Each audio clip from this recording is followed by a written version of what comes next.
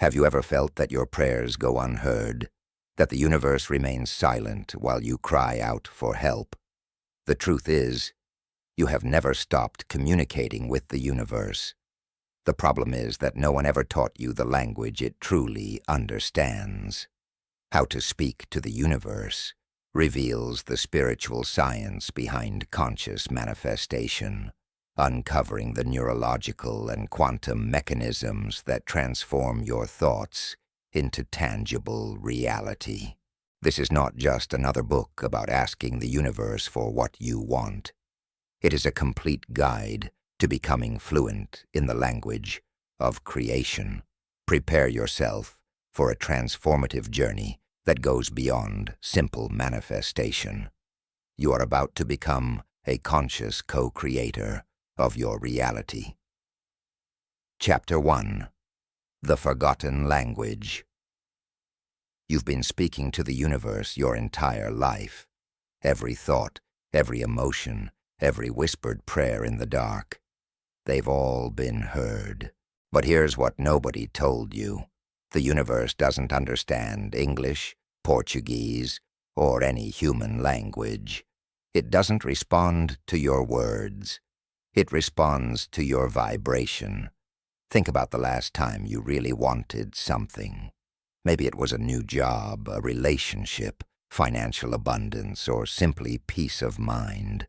You probably asked for it. You might have prayed, set intentions, made vision boards, or repeated affirmations until your voice went hoarse. And then, nothing happened. Or worse, the opposite of what you wanted showed up. So you concluded that the universe isn't listening, that manifestation doesn't work, or that you're somehow not worthy of receiving what you desire. But what if I told you that the universe heard every single request? What if the problem wasn't that your message didn't arrive, but that you were speaking in a language the universe cannot decode? Let me share something that will fundamentally shift how you understand reality. A few years ago, I met a woman named Sarah at a workshop. She was frustrated, almost angry. "I've been asking the universe for financial abundance for 3 years," she told me. "I say my affirmations every morning. I visualize. I journal. But I'm still struggling to pay my rent. What am I doing wrong?" I asked her a simple question. "When you say your affirmations about abundance, how do you feel?" She paused. "Honestly, I feel anxious. I feel the weight of my bills. I feel scared that it won't work this time either." There it was. Sarah was saying words about abundance, but her emotional frequency was broadcasting lack, fear, and doubt. She was speaking one language with her mouth and an entirely different language with her heart. And the universe only understands the language of the heart, the language of vibration. You see, the universe operates on a fundamental principle that quantum physics has been proving for decades. Everything is energy, and energy responds to frequency. Your thoughts are electrical impulses. Your emotions are magnetic fields. Together, they create an electromagnetic signature that broadcasts into the quantum field like a radio signal. This isn't metaphor. This is measurable science. The HeartMath Institute has documented that your heart generates an electromagnetic field that extends several feet beyond your body, and this field changes based on your emotional state. When you're feeling grateful, your heart creates a coherent, harmonious wave pattern. When you're feeling anxious or fearful, that pattern becomes chaotic and irregular. The quantum field, that invisible ocean of infinite possibility that surrounds and permeates everything, reads these patterns like a cosmic decoder. It doesn't judge them as good or bad. It simply responds by matching your frequency with experiences that resonate at the same level. This is why positive thinking alone doesn't work. You can repeat, "I am abundant," 10,000 times. But if underneath those words you're vibrating at the frequency of scarcity, if you're feeling the tension of unpaid bills, the fear of not having enough, the anxiety about your future, then scarcity is the signal you're transmitting. And the universe, being the perfect mirror it is, will reflect that frequency back to you in the form of more experiences that make you feel scarce. The language the universe understands isn't made of words. It's made of feelings. It's made of the state of being you embody moment to moment. This is what the ancient teachers knew when they said, "Ask and you shall receive." They weren't talking about verbal requests. They were talking about the vibrational asking that happens when your entire being aligns with what you desire. Think of it this way. Imagine you're trying to listen to a specific radio station, let's say 101.5 FM. You wouldn't tune your dial to 95.3 and then complain that you can't hear the station you want, would you? That would be absurd. Yet this is exactly what most people do when trying to communicate with the universe. They want the experience of love, but they're tuned to the frequency of loneliness. They want abundance, but they're broadcasting lack. They want health, but their dominant emotional state is worry about illness. The forgotten language is this: your feelings are your words, your emotions are your vocabulary, and your sustained state of being is your conversation with the universe. When you understand this, everything changes. Prayer stops being about begging an external force for help and becomes about tuning yourself to the frequency of what you desire. Manifestation stops being about trying to manipulate reality and becomes about aligning your internal state with the reality you wish to experience. Dr. Joe Dispenza's research has shown something remarkable. When you combine a clear intention with an elevated emotion, when you think about what you want while simultaneously feeling the joy, gratitude, and love you would feel if you already had it, your brain begins to look neurologically like the event has already happened. Your body starts producing the same chemistry it would produce if your desire were already your reality. And here's where it gets extraordinary. The quantum field doesn't know the difference between what's happening in your physical reality and what's happening in your internal reality. It only knows the signal you're broadcasting. This is why mystics throughout history have taught the practice of feeling your prayer already answered. It's not naive optimism. It's quantum mechanics in action. When you generate the emotional signature of your desire fulfilled, you're literally tuning your biological radio to the frequency where that reality already exists in the field of infinite possibilities. But here's what trips people up. They've been conditioned to wait for reality to change before they change how they feel. I'll be happy when I have money. I'll feel loved when I meet my person. I'll feel healthy when my body heals. This is backwards. This is waiting for the universe to speak your language instead of learning to speak the universe's language. The truth that will set you free is this: you must become the vibrational match to your desire before it can manifest in your physical reality. You must feel abundant before abundance appears. You must embody love before love shows up. You must experience wellness in your being before wellness manifests in your body. This isn't putting the cart before the horse. This is understanding that the internal always precedes the external. Your outer world is always, without exception, a mirror of your inner state. Let me take you deeper into why this works. Quantum physics has discovered that at the subatomic level, particles exist in a state of infinite possibility, what scientists call the quantum superposition. An electron, for example, isn't in one specific location until it's observed. Before observation, it exists as a wave of probability, present everywhere and nowhere simultaneously. It's only when consciousness observes it that the wave collapses into a particle, into a specific, measurable reality. You are that consciousness.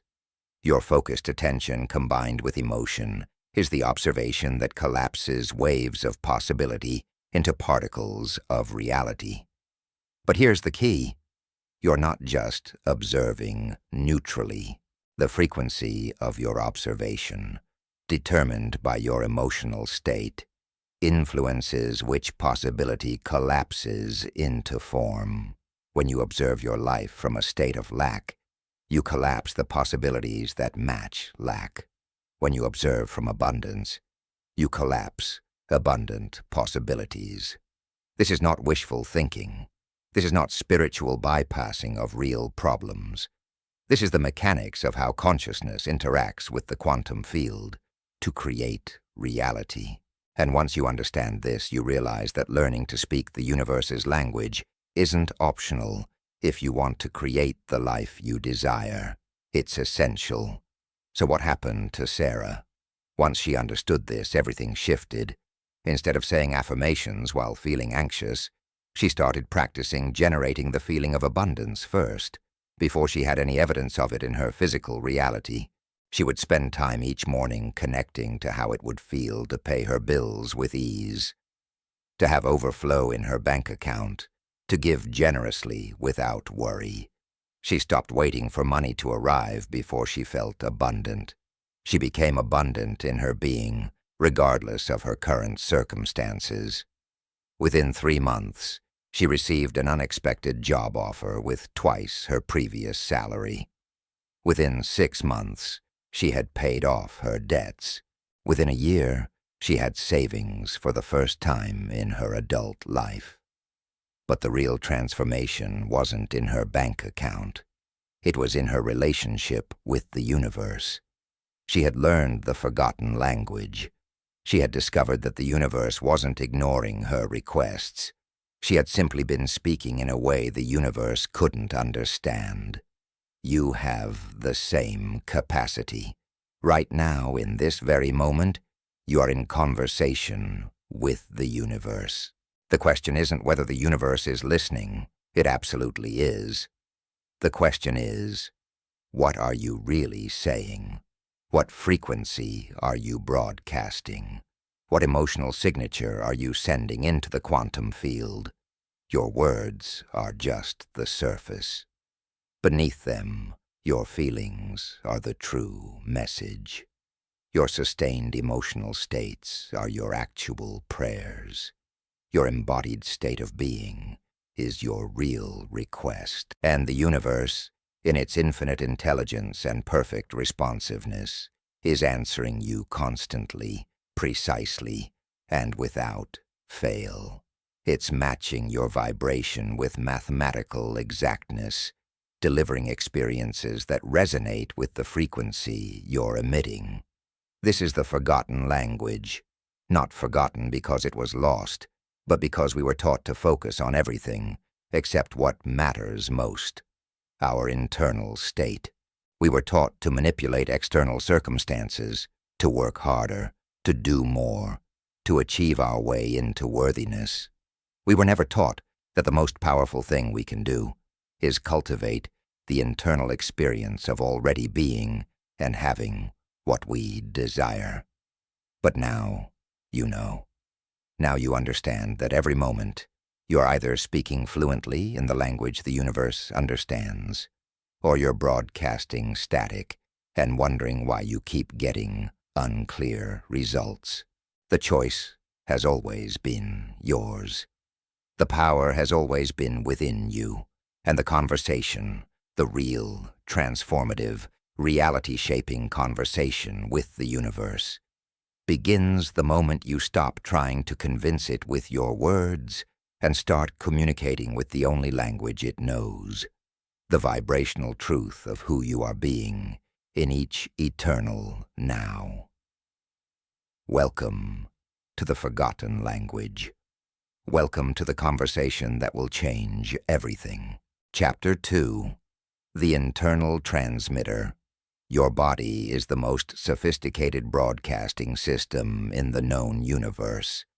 Right now, as you read these words, you are transmitting signals into the quantum field with more precision than the most advanced radio tower, more complexity than any satellite system, and more power than you've ever been taught to recognize. The question isn't whether you're transmitting. You absolutely are, every single second. The question is, are you conscious of what you're broadcasting? Most people live their entire lives as unconscious transmitters. They send out signals of fear, doubt, unworthiness, and limitation without ever realizing they're doing it. Then they wonder why their reality keeps reflecting those exact frequencies back to them. It's like leaving your radio on a static-filled station and complaining that you can't hear beautiful music. The music exists. You're just not tuned to it, because you don't even know you're the one controlling the dial. Let me introduce you to Marcus. He was a sales executive who came to one of my seminars completely defeated. I know all the techniques, he told me. I read the books. I practice visualization. I even meditate every morning. But I'm still anxious all day. I'm still not hitting my targets, and I still feel like I'm fighting against the universe instead of working with it. As we talked, I noticed something. Every few minutes his shoulders would tense, his jaw would clench, and his breathing would become shallow. His body was in a constant state of stress response, even as he sat talking calmly about his spiritual practices. I asked him to pause and notice what his body was doing. Right now, I said, what signals do you think your body is broadcasting into the field? He became quiet, checking in with himself for perhaps the first time all day. I feel tight, he admitted. My chest is constricted. I'm holding tension everywhere. And there it was. Marcus was spending 30 minutes each morning visualizing success, but he was spending the other 15.5 hours broadcasting stress, tension, and survival mode. The universe wasn't responding to his 30 minutes of practice. It was responding to his constant, unconscious transmission of fear. Here's what neuroscience has discovered. Your brain and heart are not just organs. They're electromagnetic generators. Your brain produces electrical patterns that can be measured as brain waves. Your heart generates an electromagnetic field that's approximately 5,000 times stronger than the field produced by your brain. This field doesn't stop at your skin. It extends several feet in all directions, and sensitive equipment can detect it up to 15 feet away from your body. You are literally surrounded by an energy field that you're creating with your thoughts and emotions. But here's where it gets fascinating. The Institute of Heart Math has shown that this electromagnetic field changes its pattern based on your emotional state. When you feel appreciation, love, gratitude, or joy, your heart rhythm becomes coherent. It creates a smooth, harmonious wave pattern. When you experience frustration, anxiety, anger, or fear, your heart rhythm becomes incoherent, chaotic, and irregular. And this pattern doesn't just stay inside you. It radiates outward, affecting the quantum field around you. Think of your heart as a radio transmitter. When it's coherent, it's broadcasting a clear, strong signal. When it's incoherent, it's broadcasting static. The quantum field responds to both, but obviously a clear signal gets a much more precise response. This is why you can do all the manifestation techniques in the world. But if your heart is constantly broadcasting incoherence, if you're living in stress, anxiety, or survival emotions, the universe receives a scrambled message. It's like trying to place an order at a drive-thru while the speaker is malfunctioning. The restaurant wants to give you what you want, but it can't decode the request. Your nervous system plays a crucial role in this internal broadcasting system. When you're in fight-or-flight mode, when your sympathetic nervous system is activated, your body is focused entirely on survival. In this state, your brain is scanning for threats. Your perception narrows to identify danger, and your chemistry is flooded with stress hormones like cortisol and adrenaline. This is a brilliant design for running from a predator, but it's a terrible state for creating the life you desire. Why? Because when you're in survival mode, you're broadcasting the frequency of, "I am unsafe, I am threatened, I am lacking what I need." The quantum field responds perfectly to this signal by delivering more experiences that make you feel unsafe, threatened, and lacking. It's not punishing you. It's matching your frequency with mathematical precision. Most people in modern society are living in chronic survival mode. They wake up to an alarm that jolts their nervous system into stress. They check their phones and flood their consciousness with problems and demands. They rush through their morning in a state of urgency. They sit in traffic feeling frustrated. They work in environments that keep them in constant low-level anxiety, and they go to bed with their minds racing about everything they didn't accomplish. This isn't living. This is surviving. And survival broadcasts a very specific frequency that attracts more situations that require survival. But here's the empowering truth. You have complete control over your internal transmitter. You can shift from broadcasting survival to broadcasting creation at any moment. It's not about positive thinking or pretending everything is fine when it's not. It's about understanding that your body follows your mind, and your mind can be directed by your conscious awareness.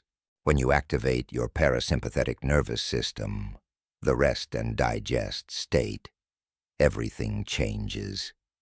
Your heart rhythm becomes coherent. Your brain shifts from beta waves of active thinking to alpha and theta waves of relaxed awareness.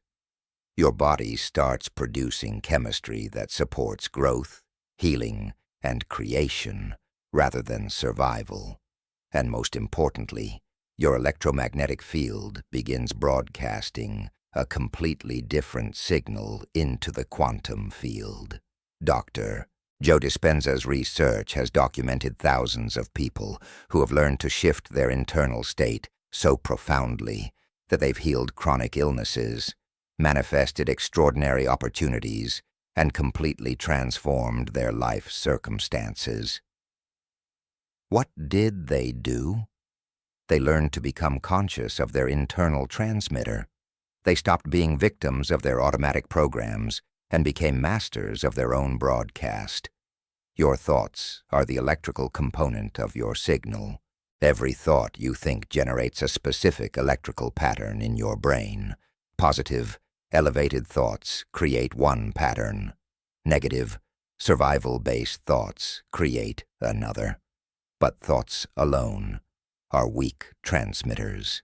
You can think about abundance all day long, and if there's no emotional charge behind those thoughts, they're just mental noise. They don't have enough power to affect the quantum field in any meaningful way. This is where emotion comes in. Emotion is the magnetic component of your broadcast. When you combine a thought with an emotion, you create an electromagnetic signal. You unite the electrical with the magnetic, and now you have real power. This is why affirmations without feeling don't work. You're generating electricity without magnetism. You need both components to create a signal strong enough to interact with the quantum field and collapse possibility into reality. Let me be clear about something important. Emotions aren't good or bad, positive or negative in any moral sense. They're simply frequencies. Fear is a frequency. Love is a frequency. Anger is a frequency. Joy is a frequency. Each emotion creates a specific electromagnetic signature, and that signature attracts experiences that match its frequency. The universe isn't judging your emotions. It's responding to them. So-called negative emotions aren't wrong. They're actually incredibly valuable as feedback mechanisms. They're your internal guidance system telling you that something is out of alignment. When you feel fear, your body is saying, this thought or situation doesn't match who you really are. When you feel anger, you're recognizing an injustice or a boundary violation. These emotions are information.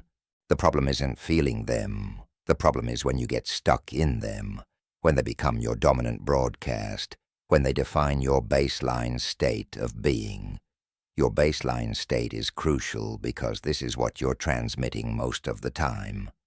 You might spend 10 minutes visualizing your dream life, but if you spend the rest of your day in anxiety, frustration, or resignation, that's your dominant signal. The quantum field doesn't care about your 10-minute practice if your 23-hour and 50-minute reality is broadcasting something entirely different. This is what Marcus discovered. Once he became aware of his body's constant stress transmission, he started interrupting it. Throughout his day, he would pause and check in. What is my body broadcasting right now? If he noticed tension, shallow breathing, or that familiar knot in his stomach, he would take 2 minutes to shift his state. He would breathe deeply, relax his muscles, recall a moment of genuine joy or gratitude, and feel it in his body. 2 minutes. That's all it took to change his broadcast from survival to creation. The transformation was remarkable. Within weeks, his sales numbers started climbing. Within months, he was the top performer on his team. But more importantly, the constant background anxiety that had plagued him for years began to dissolve. He realized that he'd been unconsciously transmitting, "I'm not enough, I'm behind, I'm failing," for so long that the universe had been faithfully matching that frequency with experiences of not being enough, falling behind, and experiencing failure. Your body is always communicating with the quantum field through the language of sensation and feeling. When your chest is tight, you're broadcasting constriction. When your shoulders are relaxed, you're broadcasting ease. When your breathing is shallow and rapid, you're broadcasting stress. When your breathing is deep and rhythmic, you're broadcasting safety and coherence. The field reads your physical state as a direct expression of your vibrational offering. This is why embodiment is so crucial to manifestation. You can't think your way into a new reality while your body is locked in old patterns of tension, protection, and survival. Your body must align with your vision. Your nervous system must shift from threat detection to possibility awareness. Your heart must move from incoherence to coherence. This isn't metaphysical theory. This is biological necessity for conscious creation. Think about the last time you felt truly at peace, truly aligned, truly connected to something greater than yourself. Maybe it was in nature, maybe during meditation, maybe in a moment of profound love or gratitude. In that moment, what was your body doing? Your shoulders were probably relaxed. Your breathing was probably deep and easy. Your jaw was probably unclenched. Your heart was probably calm and steady. That's what coherence feels like. That's what it feels like when your internal transmitter is broadcasting clearly and powerfully. Now think about how you feel most of the time. Be honest with yourself. Is your body usually relaxed or tense? Is your breathing usually deep or shallow? Is your mind usually calm or racing? Is your heart usually at peace or anxious? Whatever your baseline state is, that's your dominant transmission. That's the signal the universe is responding to, moment after moment, day after day. The extraordinary news is that you can change this. Your internal transmitter is not fixed. It's not determined by your past, your genetics, your circumstances, or anything outside of you. It's governed by your awareness and your choices in each moment. Every time you notice tension and consciously relax, you're changing your broadcast. Every time you shift from shallow breathing to deep breathing, you're changing your frequency.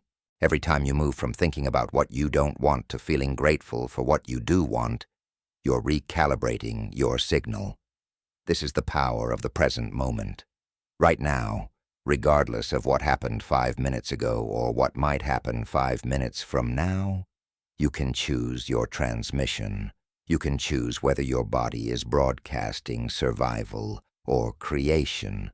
You can choose whether your heart is generating coherence or chaos. You can choose whether your electromagnetic field is emanating the frequency of who you've been or who you're becoming. Your internal transmitter is always on. It never stops broadcasting. Even while you sleep, your subconscious mind is transmitting whatever programs are running beneath your awareness. This is why it's so important to become conscious of your habitual states, your automatic reactions, your default emotional patterns. These unconscious broadcasts are shaping your reality more powerfully than any conscious intention or visualization practice.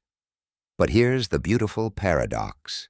Once you become aware of your internal transmitter, once you start paying attention to what you're broadcasting, the very act of awareness begins to shift the signal. Consciousness itself is coherence-inducing.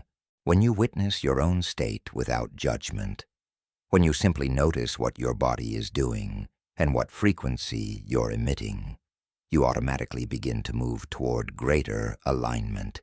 You are not a victim of your broadcasts. You are the broadcaster. You are the one holding the microphone, the one at the control panel, the one who can shift the frequency at any moment. The universe is listening with perfect attention, receiving every signal with absolute precision, and responding with experiences that match your transmission exactly. Your internal transmitter is the bridge between your inner world and your outer reality. It's the mechanism through which your consciousness shapes the quantum field.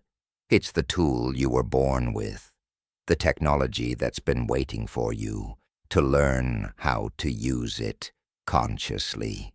And now that you know it's there, now that you understand how it works, you can never go back to unconscious broadcasting. You can only move forward into the extraordinary power of creating your reality from the inside out. Chapter 3. Decoding your subconscious beliefs. There's a program running in your mind right now that you didn't write, didn't choose, and probably aren't even aware of. It's making decisions about what's possible for you, what you deserve, and what reality you're allowed to experience. This program has more control over your life than your conscious intentions, your willpower, or your positive affirmations combined. It's called your subconscious belief system, and until you learn to decode it, you'll keep wondering why you can't seem to manifest what you consciously want. Imagine trying to drive north while your GPS is programmed to take you south. You can affirm, "I'm going north all day long." You can visualize arriving at your northern destination. You can even start driving in that direction. But if the underlying program says, "South is where we're going," you'll find yourself making unconscious turns, taking unexpected detours, and somehow ending up in the opposite direction of your conscious intention. This is what happens when your subconscious beliefs contradict your conscious desires. Let me tell you about Rebecca. She was a talented artist who desperately wanted to make a living from her work. She took classes on marketing, she posted on social media, she even created beautiful pieces specifically designed to sell. But every time someone showed interest in buying her art, something would happen. She'd price it too high and scare them away. Or she'd suddenly decide the piece wasn't good enough and pull it from sale. Or she'd simply forget to follow up with interested buyers. On the surface, she was doing everything right. Underneath, There was a program running that said, artists can't make money, and selling your art means selling out. Where did this program come from?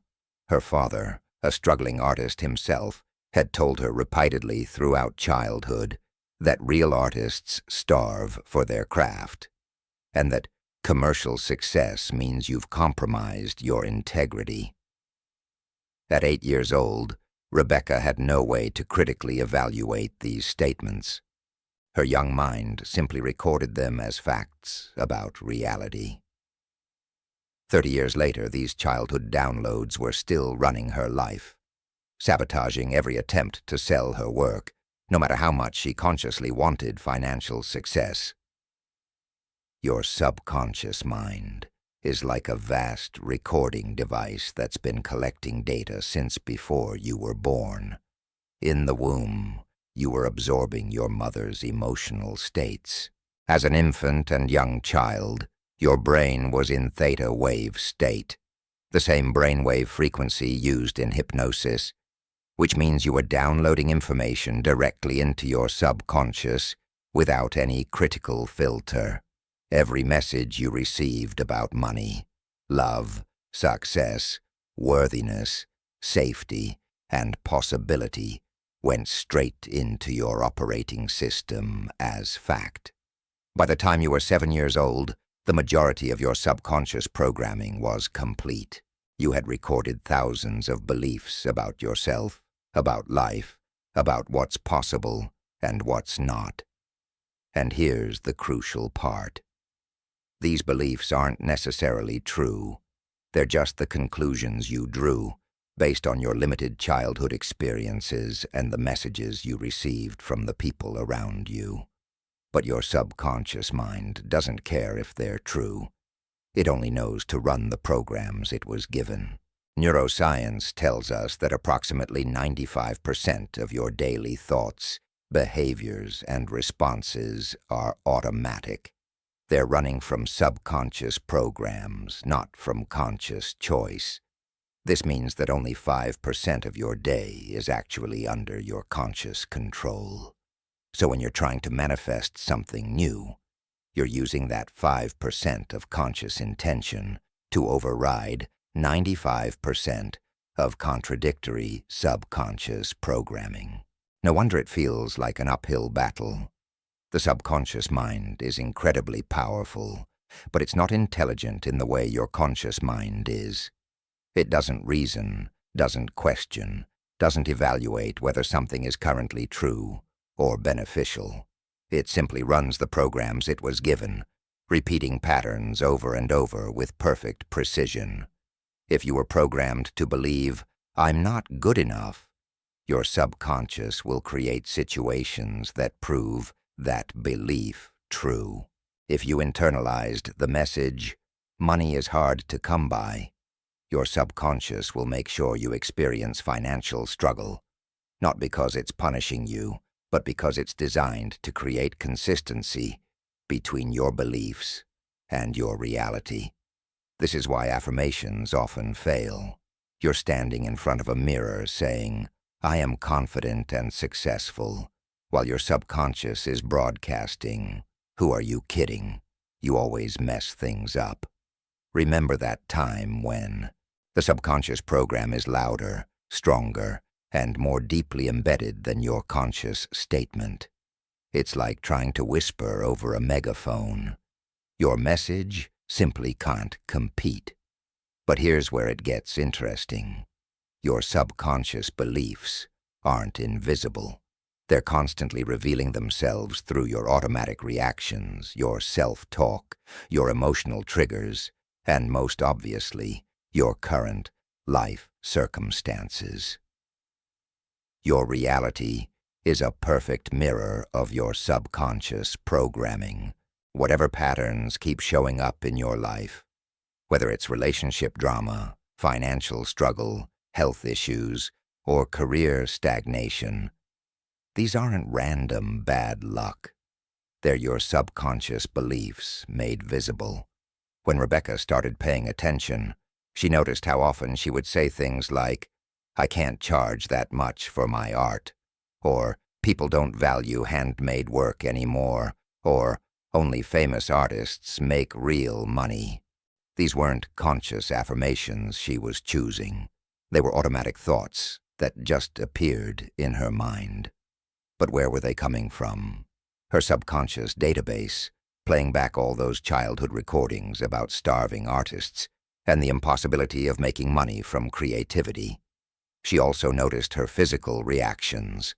Whenever someone expressed interest in purchasing her work, her stomach would tighten, her heart would race, and she'd feel an overwhelming urge to flee. This wasn't fear of success in some abstract way. This was her nervous system responding to a perceived threat. And what was the threat? That if she succeeded financially as an artist, she would be betraying her father, proving him wrong, or somehow losing her artistic integrity. Her body was trying to protect her from this imagined danger by sabotaging her sales. Your body holds your subconscious beliefs in its tissues, in its habitual tensions, in its automatic responses. When you approach something your subconscious believes is dangerous or impossible, your body will react with stress signals designed to keep you safe. This is why people often self-sabotage right before a breakthrough. The closer you get to achieving something your subconscious believes you can't have or don't deserve, the louder the warning signals become. Let's decode some common subconscious beliefs and how they show up. If you struggle with money, look for beliefs like, money is the root of all evil. Rich people are greedy.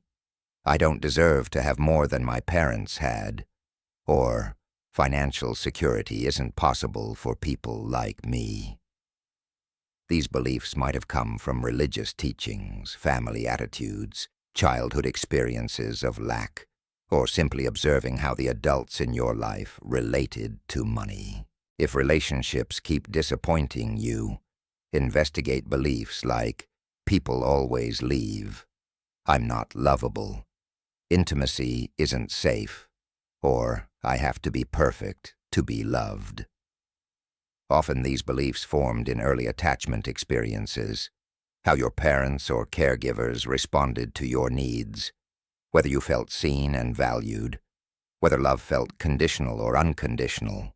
If you struggle with health, examine beliefs such as, my body always lets me down, illness runs in my family, I'm destined to have these problems, or even, being sick gets me the attention I need. This last one might sound strange, but many people unconsciously use illness as a way to receive care, rest, or avoid responsibilities, all learned patterns from childhood. The tricky part is that these beliefs usually aren't sitting on the surface of your mind with a big sign saying, limiting belief here. They're woven into your identity. They feel like truth, like just the way things are, like realistic assessments of reality rather than optional programs that could be changed. This is why most people defend their limitations. When you tell them they could experience something different, they'll immediately explain why that's not possible for them. They're not being stubborn. They're literally unable to see beyond their programming. Dr. Bruce Lipton's research in epigenetics has shown something revolutionary. Your beliefs actually control your biology. Your subconscious beliefs send signals to your cells, affecting which genes are expressed and which remain dormant. If you believe you're susceptible to a certain disease, your subconscious will create the internal environment for that disease to develop. If you believe you're resilient and healthy, your subconscious directs your biology toward wellness. Your beliefs aren't just mental, they're physiological, affecting every system in your body. So how do you decode beliefs that are hidden from your conscious awareness? Start by looking at your results. Your current reality is the perfect printout of your subconscious programming. Where are you struggling? Where do you keep hitting the same walls? Where do you want something different, but keep creating the same outcomes? These areas of repetitive challenge are flashing neon signs pointing to underlying beliefs. Next, pay attention to your automatic thoughts. These are the thoughts that just appear, the commentary running in the background of your mind. When you think about money, what thoughts arise automatically? When you imagine being in a loving relationship, what does your mind say? When you consider pursuing your dreams, what objections surface? These automatic thoughts are direct downloads from your subconscious database. Watch your emotional reactions, especially the ones that seem disproportionate to the situation. If someone's minor criticism sends you spiraling, there's probably a subconscious belief about not being good enough. If a small setback makes you want to quit entirely, there might be a belief that you always fail or that success isn't meant for you. Strong emotional reactions are like alarm bells from your subconscious, trying to protect you from perceived threats based on old programming. Listen to your language. The words you use reveal your beliefs. Do you say, "I can't afford that," or "I'm choosing not to spend money on that right now"? Do you say, "I'm bad at money," or "I'm learning to manage money differently"? Do you say, "Nobody wants to hire me," or "I haven't found the right opportunity yet"? The difference isn't just semantics. It reveals whether you see yourself as powerless victim or empowered creator. Rebecca started this detective work on herself. She noticed that every thought about selling her art was followed by an automatic "but" statement. "I could price this piece higher, but people won't pay that much. I should reach out to that gallery, but they probably won't be interested. I'd love to make a living from my art, but that's not realistic." Every single "but" was a belief blocking her path. She also noticed physical sensations. When she imagined herself as a successful, financially abundant artist, her chest would tighten, and she'd feel guilty. Guilty? Why would success make her feel guilty? As she sat with this feeling, a memory surfaced. Her father coming home discouraged after another failed gallery showing. Her mother's tight-lipped frustration about bills. The family dinner where her father had ranted about commercial sellouts who don't care about real art. Suddenly she understood. Her subconscious believed that making money from art would mean betraying her father, invalidating his struggles, and proving she cared more about money than integrity. This is the power of decoding your beliefs. Once you bring them into conscious awareness, they lose their automatic control over you. A belief you're unaware of runs your life. A belief you've identified is just a thought you can choose to keep or change. Rebecca couldn't change her programming while it was hidden in her subconscious. But once she recognized it, once she saw clearly that these were her father's beliefs downloaded in childhood, rather than universal truths about art and money, she could begin to question them. Is it actually true that financial success requires compromising artistic integrity? Or is that just one person's interpretation based on their own experience? Is it true that she would be betraying her father by succeeding where he struggled? Or could her success actually honor his passion for art while choosing a different relationship with money? Is it true that real artists must starve? Or is that a romantic myth that serves no one? As she questioned these beliefs, as she looked for evidence that contradicted them, as she deliberately focused on examples of artists who were both successful and authentic, something began to shift. The beliefs started to loosen their grip. They went from feeling like solid truth to feeling like optional perspectives. And in that space of loosening, new beliefs could take root. Your subconscious mind can be reprogrammed, but not through force or positive thinking alone. It requires awareness first. You must see the program clearly before you can change it. It requires repetition. New beliefs need to be reinforced consistently to override decades of old programming. And it requires emotional engagement. You need to feel the new belief in your body, not just think it with your mind. The beliefs running your life right now were installed through repetition and emotion when you were young. They became your truth because they were repeated constantly and because they were charged with emotion, often fear, shame, or the desperate need for love and approval. To install new beliefs, you need the same elements, repetition and emotion. But this time, you're consciously choosing what to install. This is why simply understanding your limiting beliefs isn't enough. Awareness is the first step, absolutely essential, but transformation requires going deeper.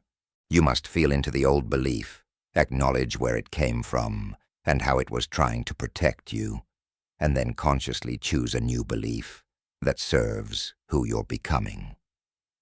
You must repeat this new belief, think thoughts that support it, take actions that reinforce it, and most importantly, generate the emotions that would naturally arise if this new belief were already true.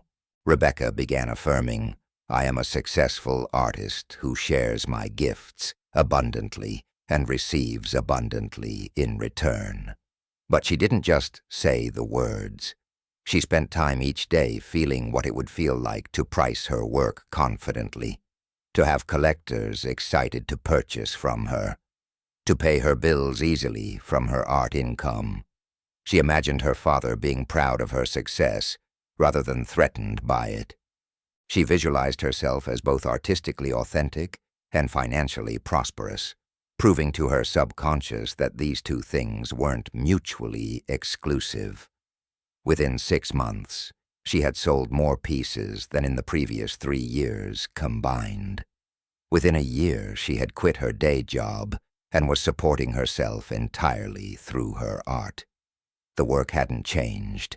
Her paintings were just as beautiful when they weren't selling. What changed was the subconscious program running beneath her conscious efforts. Once she decoded and rewrote the beliefs about money and art, her external reality shifted to match her new internal programming. Your subconscious beliefs are not your destiny. They're just programs, and programs can be rewritten. But first, you must become aware of what's running. You must decode the hidden software that's been making decisions for you, sabotaging your desires, and keeping you locked in patterns that no longer serve you. This decoding isn't about judging yourself or feeling broken. It's about understanding that you absorbed certain beliefs when you were too young to question them. And now, as a conscious adult, you have the power to evaluate those beliefs and choose new ones. The universe is responding to whatever signal you're broadcasting, and the strongest signal always comes from your subconscious programming, not your conscious wishes. This is why two people can practice the same manifestation techniques and get completely different results. They have different subconscious beliefs running beneath their conscious intentions. One person's subconscious says, "I deserve this and it's possible for me," while the other says, "This isn't for people like me, and I'll probably fail anyway." The universe doesn't judge these beliefs. It simply matches them with corresponding experiences. When you decode your subconscious beliefs, when you bring the hidden programs into the light of awareness, when you consciously choose new beliefs that align with the reality you want to create, you're not just changing your mind. You're changing the fundamental signal you're broadcasting into the quantum field. And when that signal changes, your reality has no choice but to change with it. This is the power you've always had. This is the control panel you've been searching for. It was never outside you. It was always in the depths of your own subconscious mind, waiting for you to learn its language and rewrite its code. Chapter 4. The Frequency of Gratitude. There is one emotion that holds more creative power than all others combined. One feeling that can instantly shift your vibration from lack to abundance, from fear to love, from separation to connection. It's not what most people think. It's not desire, because desire implies you don't have what you want. It's not hope, because hope suggests uncertainty. It's not even love in the romantic sense, because that can be conditional and fleeting. The most powerful frequency you can broadcast into the quantum field is gratitude. Pure, genuine, embodied gratitude. But here's what almost nobody understands. The gratitude that creates miracles isn't thankfulness for what you already have, though that's valuable. The gratitude that literally rewrites your reality is the feeling of thankfulness for what hasn't manifested yet. It's the practice of being grateful for your desires as if they've already arrived. This isn't pretending. This isn't lying to yourself. This is understanding a fundamental law of quantum physics. The universe responds to the signal of your current emotional state, not the facts of your current circumstances. Let me introduce you to David. He came to me drowning in debt, facing foreclosure on his home, and absolutely convinced that his financial situation was hopeless. "How can I be grateful when I'm about to lose everything?" he asked with barely controlled anger. That feels like toxic positivity. That feels like ignoring reality. I understood his resistance.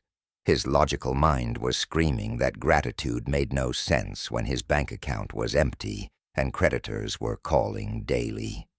But I asked him to try something. "For the next 30 days, I said, I want you to spend 10 minutes every morning feeling grateful for financial abundance, as if it's already here. Not hoping for it, not wishing for it, actually feeling the relief, the freedom, the peace of having more than enough money. Feel it in your body like it's happening right now." He looked at me like I was insane, but he was desperate enough to try. Here's what happened in David's brain and body when he began this practice. When you generate the feeling of gratitude, your heart rhythm shifts into coherence almost immediately. Your brain moves out of the stressed beta waves of survival thinking and into the calm alpha waves of creative consciousness. Your body stops producing stress hormones like cortisol and begins producing chemicals like oxytocin and dopamine, the molecules of connection and reward. Within seconds of generating genuine gratitude, your entire physiology shifts from defense to growth, from contraction to expansion. But it goes deeper than neurochemistry. When you feel grateful for something, you're broadcasting the electromagnetic signature of already having it. You're sending the signal, "I am abundant," rather than "I need abundance." You're vibrating at the frequency of the fulfilled desire rather than the frequency of lack. And the quantum field, remember, doesn't distinguish between what's in your physical reality and what's in your emotional reality. It only reads your frequency and matches it. This is why trying to manifest from a place of need never works. When you need something, you're acknowledging its absence. You're vibrating at the frequency of lack, and lack is what the universe will continue to reflect back to you. You can't vibrate at the frequency of poverty and receive abundance. You can't vibrate at the frequency of loneliness and attract deep connection. You can't vibrate at the frequency of sickness and experience wellness. The universe isn't withholding from you. It's matching you precisely. Gratitude is the frequency that says, "It is done." It's the emotional signature of completion, of fulfillment, of already having received. When you're genuinely grateful for your healing before your body shows evidence of it, you're vibrating at the frequency of health. When you're truly grateful for your soulmate before they appear, you're vibrating at the frequency of love. When you feel deep appreciation for abundance before it shows up in your bank account, you're vibrating at the frequency of prosperity. David started his practice with massive resistance. His mind kept saying, "This is ridiculous. You're lying to yourself.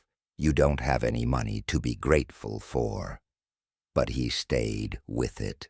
Every morning, he would sit quietly, close his eyes, and imagine opening his bank statement to see more than enough money for all his needs. He would feel the wave of relief washing over him. He would sense his shoulders dropping, his chest expanding, his breath deepening. He would allow himself to feel genuinely grateful for this abundance, even though his physical bank account told a completely different story.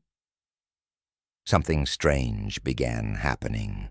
After about a week, he noticed he felt calmer throughout the day. The constant anxiety that had been his companion for months started to ease. He stopped checking his bank balance compulsively. He slept better. His wife commented that he seemed different, lighter somehow. These might seem like small changes, but they represented a massive shift in his vibrational state. He was spending less time broadcasting survival and more time broadcasting creation. Then the external shifts began. A friend mentioned a job opportunity David would have normally dismissed as not right for him. But in his new state of openness, he applied and was hired immediately at a salary significantly higher than his previous job. A billing error in his favor appeared on a medical statement, saving him thousands of dollars. An old debt he thought was lost forever was suddenly repaid. None of these things were random. They were the universe matching his new frequency of abundance with experiences of abundance. Within 3 months, David had caught up on his mortgage payments. Within 6 months, he had paid off most of his debt. Within a year, he had savings for the first time in his adult life. But more importantly, his relationship with money had fundamentally transformed. He was no longer vibrating at the frequency of financial fear. He had installed a new program of abundance, and he had done it through the simple but profound practice of gratitude for what hadn't yet manifested. The ancient wisdom traditions understood this. When Jesus said, "Whatever you ask for in prayer, believe that you have received it, and it will be yours." He wasn't talking about blind faith. He was describing the quantum mechanics of manifestation. Believe you have received, feel the gratitude of already having it, and the receiving will follow. The feeling comes first, the evidence comes second, not because you're tricking the universe, but because your feeling state is literally creating the electromagnetic template that the universe uses to organize matter and events into form. Dr. Joe Dispenza's research has documented this phenomenon extensively. When people in his workshops generate the elevated emotions of gratitude, love, and joy while visualizing their desired future, measurable changes occur in their biology. Their gene expression shifts, favoring health and growth. Their brain scans show increased coherence and integration. Their heart rhythms become more ordered. And most remarkably, their external circumstances begin to shift in ways that defy conventional explanation. One woman healed from a terminal diagnosis by spending hours each day in gratitude for her healthy body, even as the cancer ravaged her physical form. One man manifested his dream career by feeling grateful for meaningful work before any opportunity existed. One couple saved their marriage by practicing gratitude for their healed relationship while still in the midst of conflict. The feeling came first. The reality followed, always. But let's be clear about what gratitude is and isn't. Gratitude isn't bypassing your real emotions or pretending everything is fine when it's not. It's not spiritual bypassing or toxic positivity. You don't ignore your current reality or deny your genuine feelings. Instead, you acknowledge where you are while simultaneously tuning your emotional frequency to where you're going. You can feel the disappointment of your current circumstances and the gratitude for your emerging reality. These aren't mutually exclusive. Think of it like tuning a guitar. You don't pretend the string is already in tune when it's flat. You acknowledge it's flat, and then you turn the peg to bring it into the right frequency. Gratitude is you turning the peg of your emotional state until it matches the frequency of your desired reality. You're not denying the current note. You're consciously shifting to a new one. The practice requires a delicate balance. On one hand, you must generate genuine feeling. You can't fake gratitude and expect results. Your body knows the difference between real emotion and performance. The quantum field knows the difference between authentic frequency and mental pretending. This is why many people fail at gratitude practices. They're saying words of thankfulness while their body is still gripped by fear, their heart is still contracted by doubt, and their electromagnetic field is still broadcasting lack. On the other hand, you must sustain this elevated state beyond your meditation cushion. It's not enough to feel grateful for 10 minutes in the morning if you spend the rest of your day in worry, complaint, and focus on what's missing. Remember, your dominant state is your dominant broadcast. The universe responds to your most common frequency, not your occasional peak moments. This is where most people lose the game. They practice gratitude briefly, and then spend 23 hours and 50 minutes vibrating at old familiar frequencies of limitation. So how do you make gratitude your baseline rather than your exception? You begin by finding genuine appreciation for what already exists in your life. Not to stop there, but to use it as a launching pad. When you feel real gratitude for the breath in your lungs, the sun on your skin, the people who love you, the food in your kitchen, you're generating authentic, elevated emotion. Your heart opens.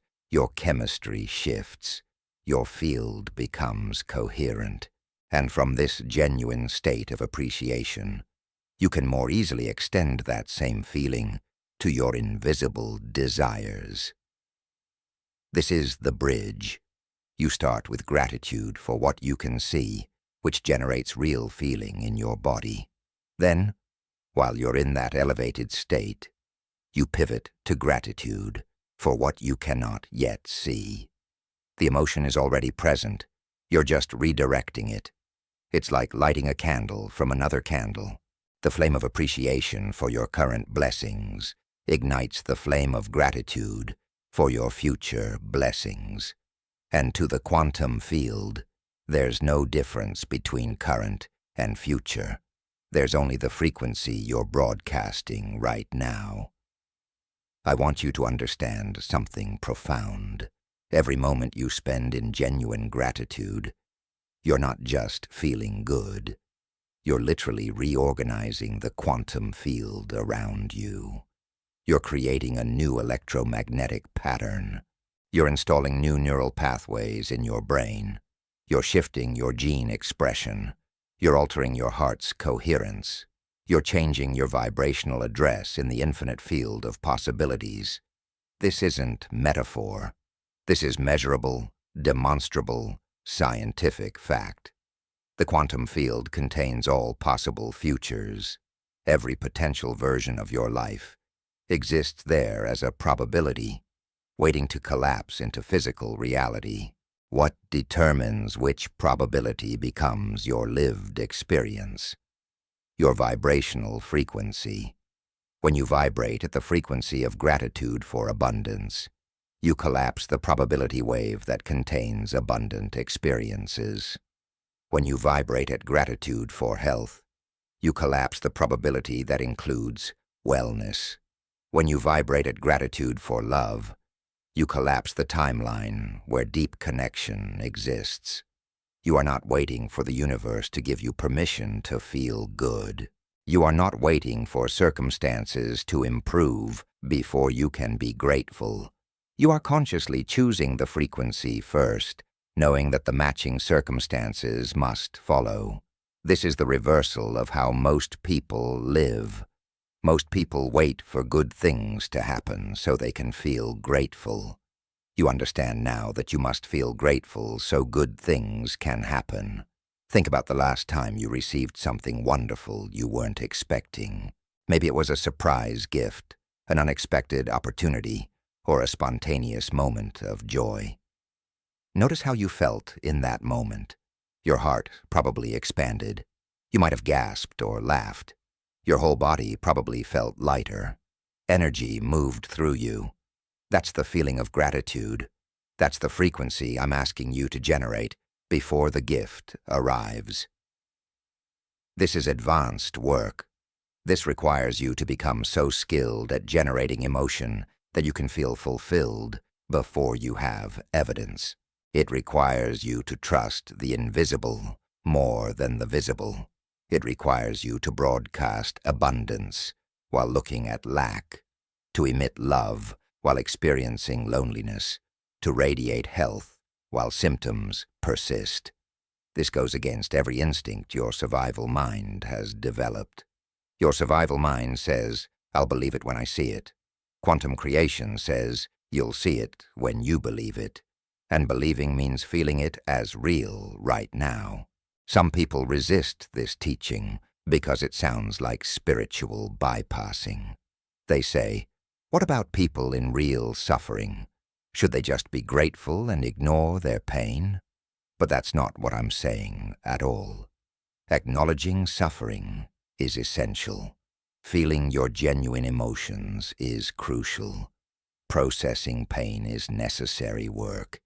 Gratitude isn't about pretending suffering doesn't exist. It's about not making suffering your permanent vibrational address. You can hold space for pain and simultaneously open to possibility. You can honor where you are while reaching for where you're going. You can feel genuine grief about what is while simultaneously feeling genuine gratitude for what's becoming. Your consciousness is vast enough to hold both. In fact, this is exactly the skill required for transformation, the ability to be present with what is, while energetically aligning with what could be. David's transformation didn't happen because he ignored his financial crisis. It happened because he stopped making the crisis his identity. He stopped broadcasting, "I am broke, I am failing, I am losing everything," and started broadcasting, "I am provided for, I am abundant, I am financially secure." The circumstances hadn't changed yet, but his frequency had. And once the frequency changed, the circumstances had to follow. This is the promise and the challenge of gratitude as a creative force. The promise is that you have access, right now, in this moment, to the most powerful manifestation frequency in existence. You don't need anything external to activate it.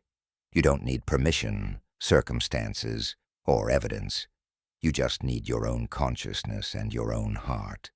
The challenge is that you must sustain this frequency in the face of contradictory evidence. You must hold steady at the frequency of fulfillment, while the physical world still shows lack.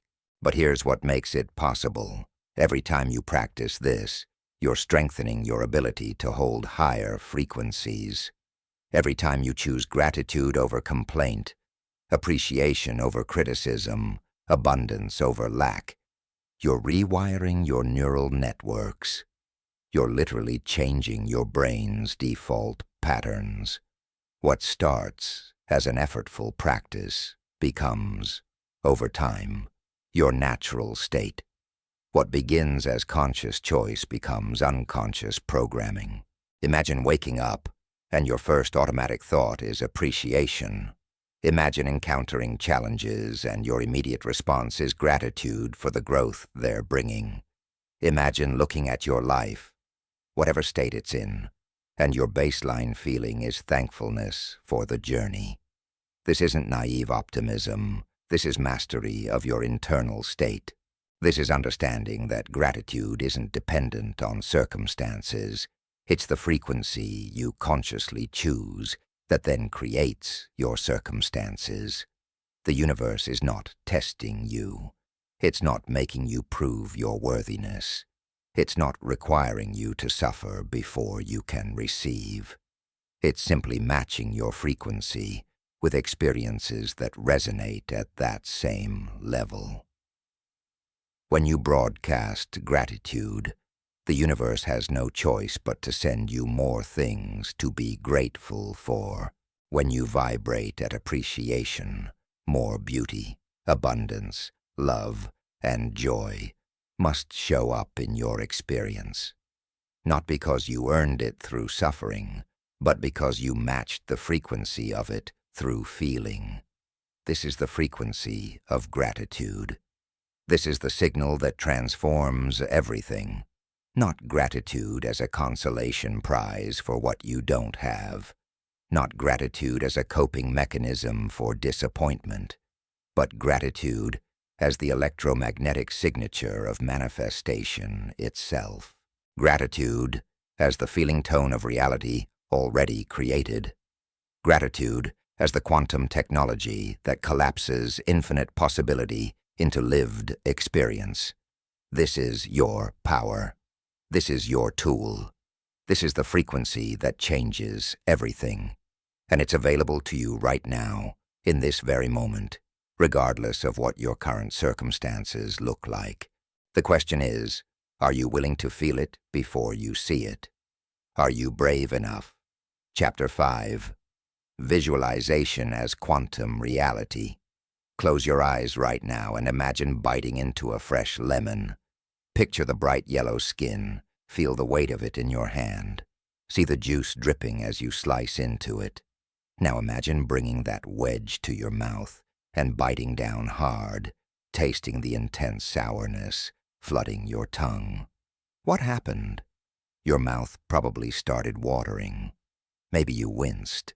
Perhaps you even tasted the phantom sourness. But here's the remarkable thing. There is no lemon. There never was. Yet your body responded as if the experience were completely real.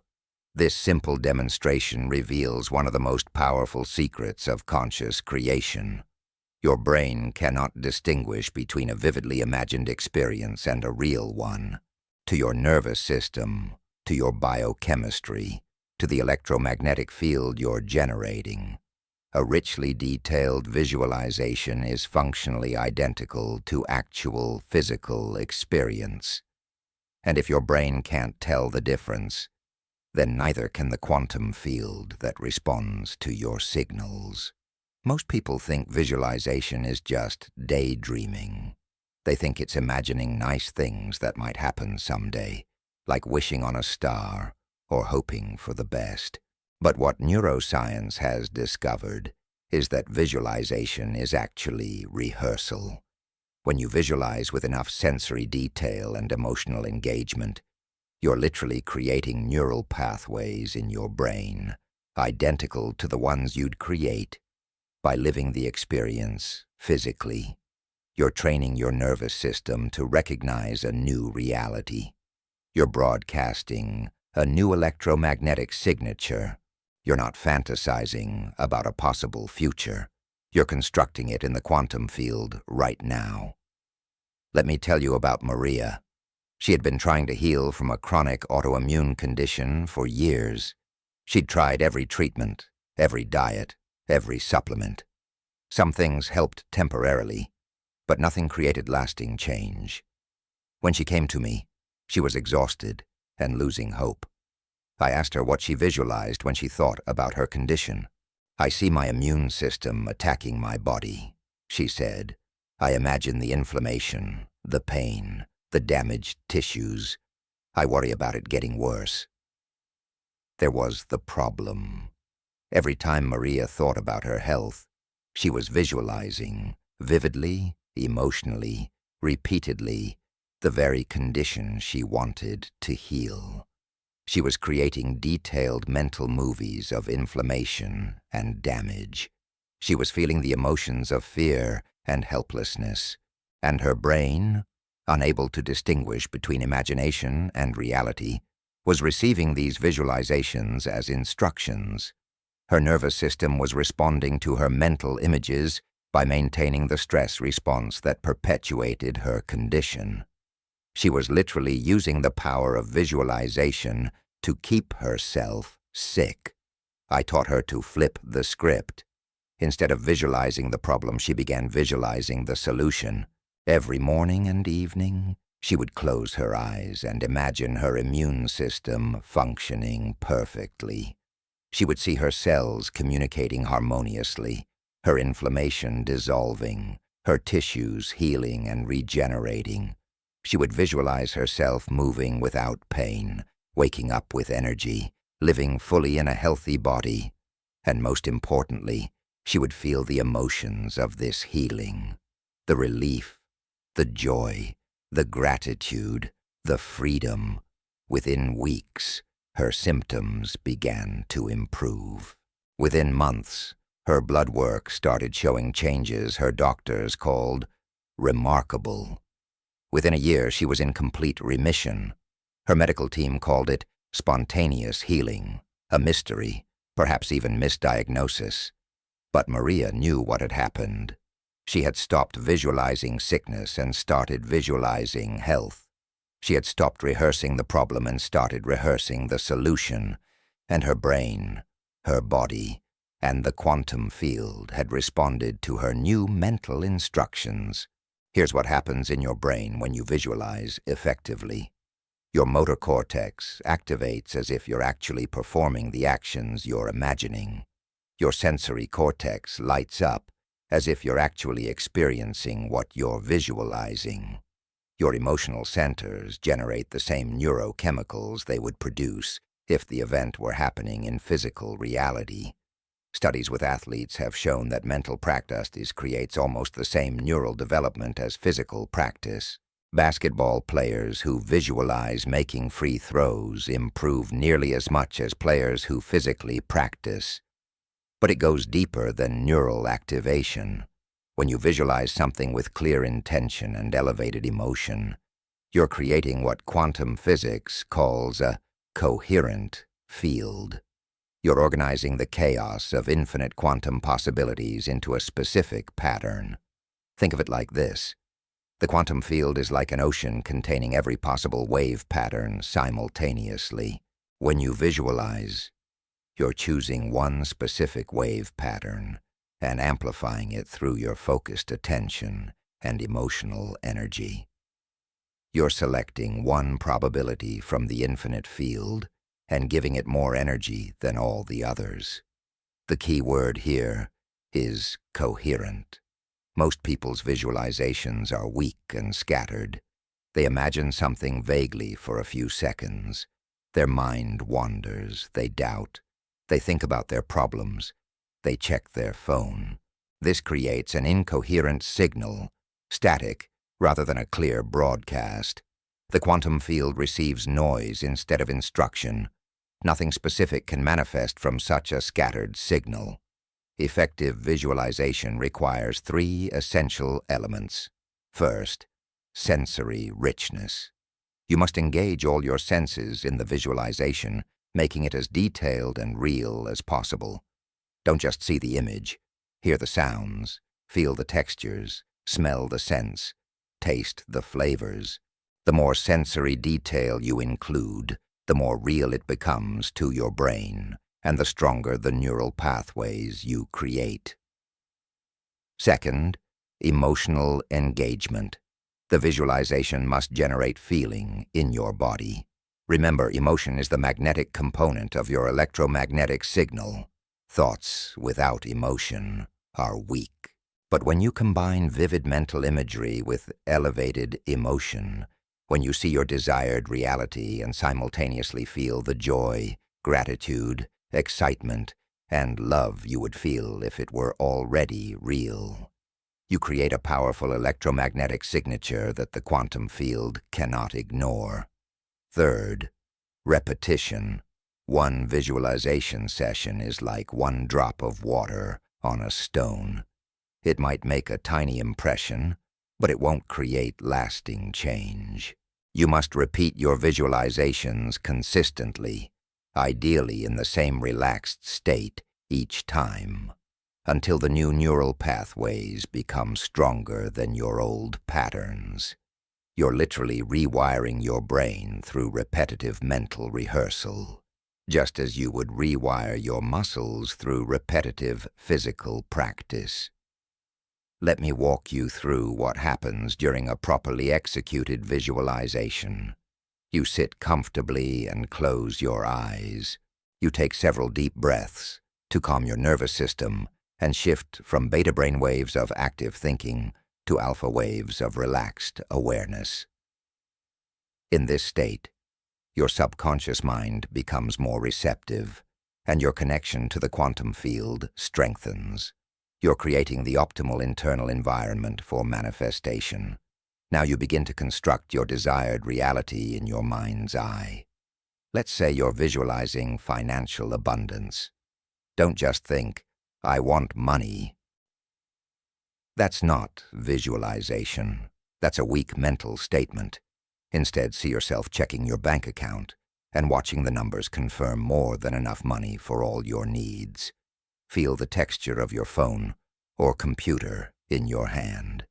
Hear the sound of your breath, catching with pleasant surprise.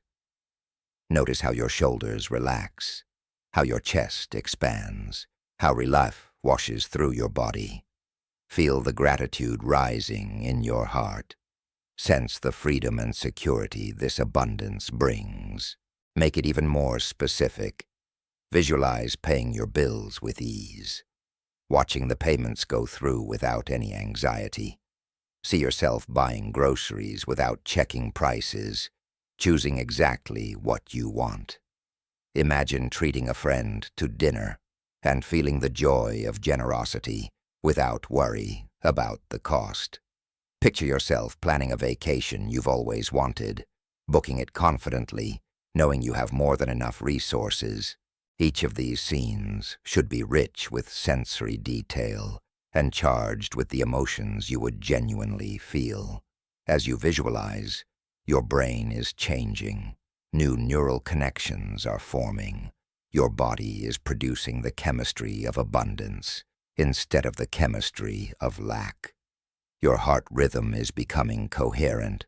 Your electromagnetic field is broadcasting a new signature into the quantum realm. You are not wishing or hoping. You are literally creating. You are collapsing quantum possibilities into probabilities and probabilities into inevitabilities. But here's where most people stumble. They do this visualization practice and then immediately open their eyes and return to their habitual thoughts of lack. They spend 10 minutes visualizing abundance and 23 hours and 50 minutes thinking about scarcity.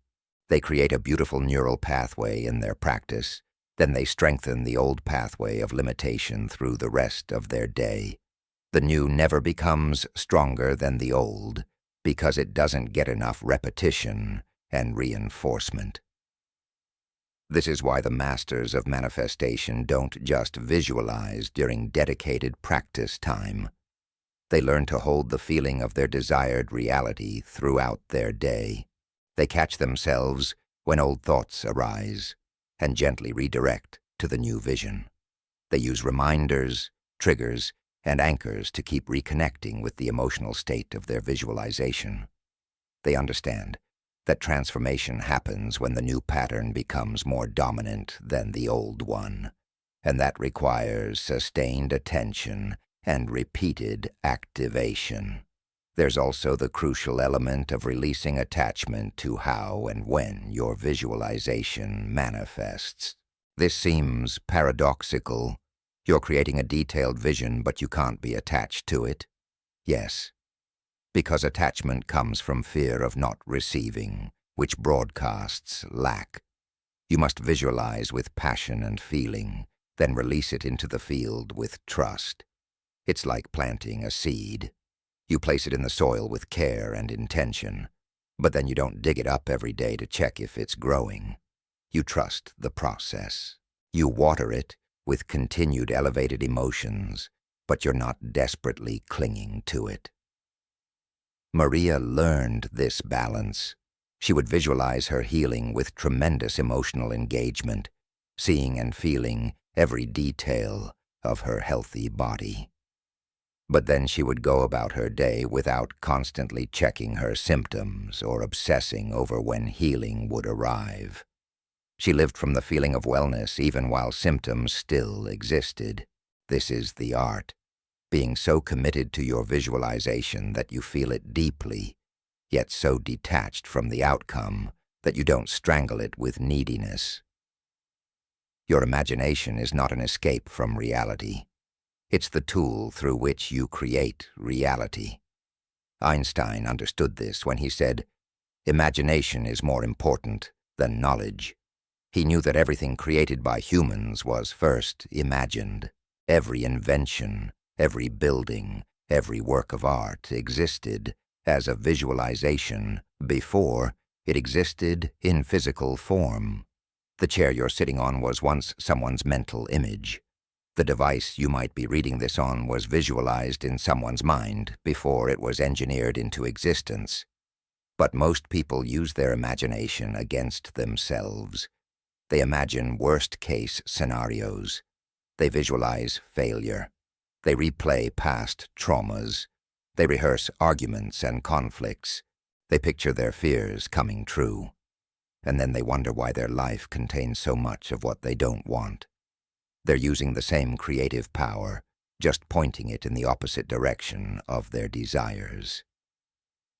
The quantum field doesn't judge your visualizations as good or bad. It simply responds to the electromagnetic signature you're broadcasting.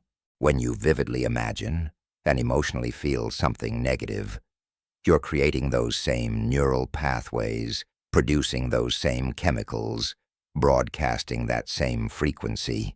You're selecting that probability from the field and amplifying it into manifestation. Your brain doesn't know you don't want these things. It only knows you're giving them tremendous attention and emotional energy. This is why worry is such a destructive practice. Worry is visualization focused on what you don't want. It's detailed mental rehearsal of problems, charged with the powerful emotions of fear and anxiety. You're doing everything right from a manifestation standpoint: sensory detail, emotional engagement, repetition, except you're manifesting what you fear instead of what you desire. And the universe responds perfectly to your signal by delivering experiences that match the frequency of your worry. The shift is simple in concept, though it requires practice to master. Whatever you've been visualizing going wrong, visualize going right. Whatever you've been imagining as a problem, imagine as a solution. Whatever you've rehearsed as failure, rehearse as success. Use the same mental energy, the same emotional intensity, the same sensory richness, just redirect it toward what you actually want to experience. When you catch yourself in negative visualization, and you will, because it's a deeply ingrained habit for most people, don't judge yourself. Simply notice it, appreciate that you're becoming aware of your creative power, and gently redirect your mental movie to show what you prefer. It's like changing the channel on a television. You don't have to analyze why the previous channel was on or feel guilty about watching it. You just change it. Advanced practitioners take this even further. They don't just visualize during meditation. They redesign their entire mental landscape. They become aware of their habitual thought patterns and systematically replace negative mental movies with positive ones. When their mind defaults to imagining conflict, they redirect to harmony. When worry arises about money, they pivot to visualizing abundance. When health anxiety appears, they shift to seeing wellness. They're literally curating their inner reality with the same care a gardener tends their garden, pulling weeds of limiting visualization and planting seeds of empowering ones. Remember that everything you see in the physical world right now was once invisible. It existed first as energy, as possibility, as potential in the quantum field. Then someone's focused consciousness, their visualization combined with emotion, collapsed that possibility into form. The building you're in, the clothes you're wearing, the relationships you have, the body you inhabit, all of it was once pure potential, that consciousness organized into matter. You have this same power. You are consciousness operating in a quantum field of infinite possibility. Your visualization is not fantasy. It's the first step of creation. When you visualize clearly, feel deeply, and repeat consistently, you're not imagining something that might happen. You're creating the template that physical reality must follow. You're establishing the pattern in the field. You're sending the blueprint to the universe. And the universe, being the perfect responding mechanism it is, begins organizing matter, energy, events, and people to match your persistent mental and emotional broadcast. Maria's healing wasn't miraculous. It was the natural result of quantum law. When she stopped visualizing sickness and started visualizing health, when she stopped feeling the emotions of fear and helplessness and started feeling the emotions of wellness and vitality, her body had no choice but to respond. Her cells were receiving different instructions. Her genes were expressing differently. Her immune system was reorganizing according to the new template she was broadcasting through her visualizations. This is your invitation. Not to escape reality through imagination, but to create reality through conscious visualization. To understand that your mental images are not passive fantasies. They're active instructions to your brain, your body, and the quantum field. To realize that you're visualizing constantly anyway, so you might as well visualize what you want instead of what you fear. To claim your role as a conscious creator who uses the power of mental rehearsal to construct the life you desire. Your visualization practice is not separate from your manifestation practice. It is your manifestation practice. Every detailed mental image you create, every emotion you generate, every sensory experience you imagine, is literally shaping the quantum field around you. You're not preparing for a future reality. You're creating it right now, in this eternal present moment, through the electromagnetic signature of your focused attention and elevated emotion. The physical manifestation is simply the universe catching up to the reality you've already established in consciousness. This is visualization as quantum reality. This is your creative power.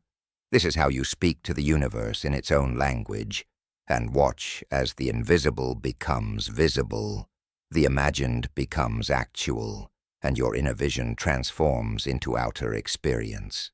Chapter 6. The Power of Elevated Emotion. You can think about what you want for the rest of your life, and nothing will change. You can visualize perfectly, set clear intentions, and create detailed vision boards. But if there's no elevated emotion behind your thoughts, you're just entertaining yourself with mental movies. Here's the truth that will transform everything. Thought is the language of the brain, but feeling is the language of the body. And it's your body, not your mind. That's the true magnet in the manifestation equation. Think about the last time something incredible happened to you. Maybe you got unexpected good news, experienced a moment of profound connection, or achieved something you'd been working toward. Notice that what you remember most isn't the logical details, it's how you felt.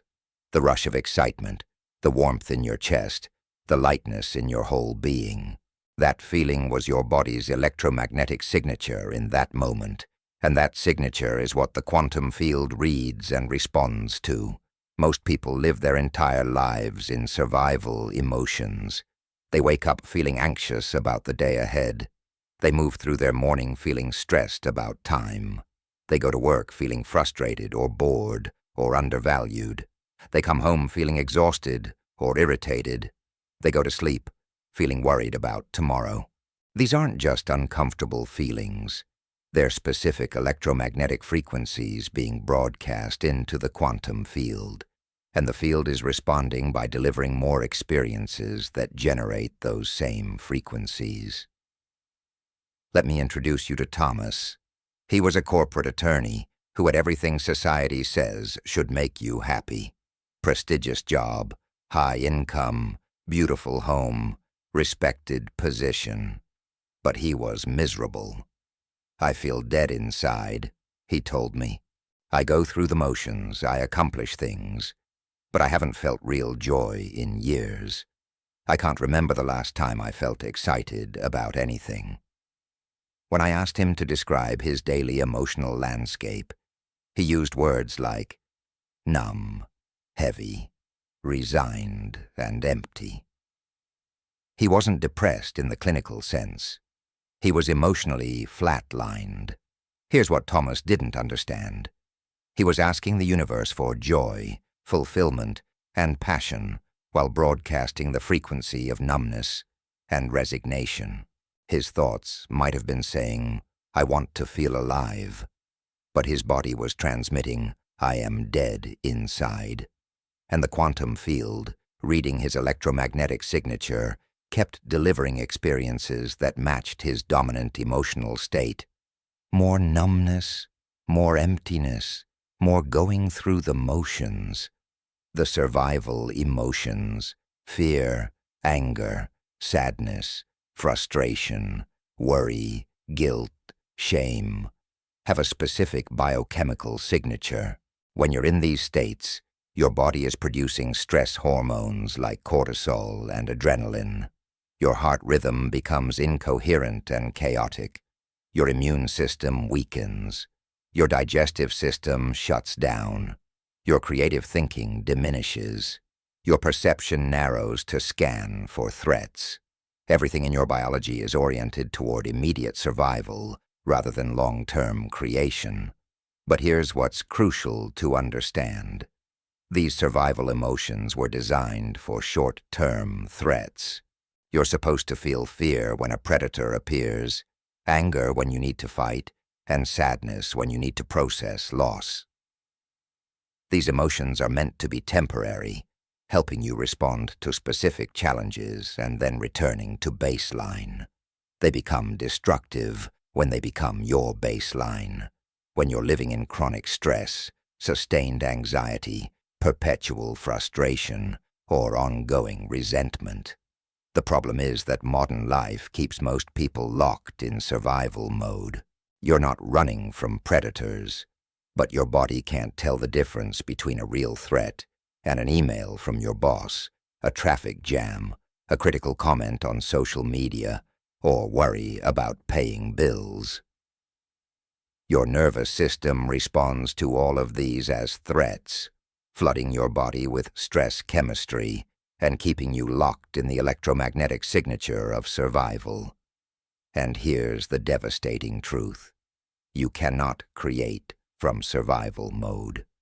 Creation requires elevated emotions, joy, gratitude, inspiration, love, freedom, empowerment. These aren't just pleasant feelings that would be nice to have. They're specific electromagnetic frequencies that signal to the quantum field that you're safe, abundant, and ready to receive. When you're in elevated emotions, your body produces entirely different chemistry: oxytocin, serotonin, dopamine, endorphins. Your heart rhythm becomes coherent. Your immune system strengthens. Your brain moves into alpha and theta waves, where creativity and insight flourish. The revolutionary part is this: you don't need a reason to feel elevated emotions. You've been conditioned to believe that you feel good when good things happen, that joy is a response to positive circumstances. But the quantum truth is reversed.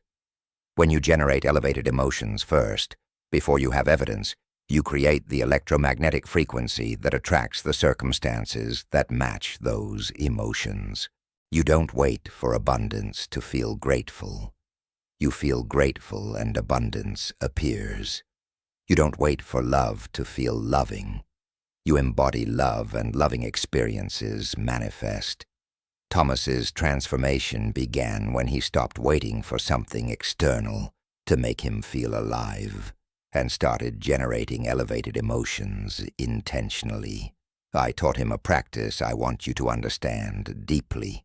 Every morning, before he checked his phone, before he thought about his to-do list, before he engaged with any external stimulus, he would sit quietly and ask himself, "What would I feel like if my life were everything I wanted it to be?"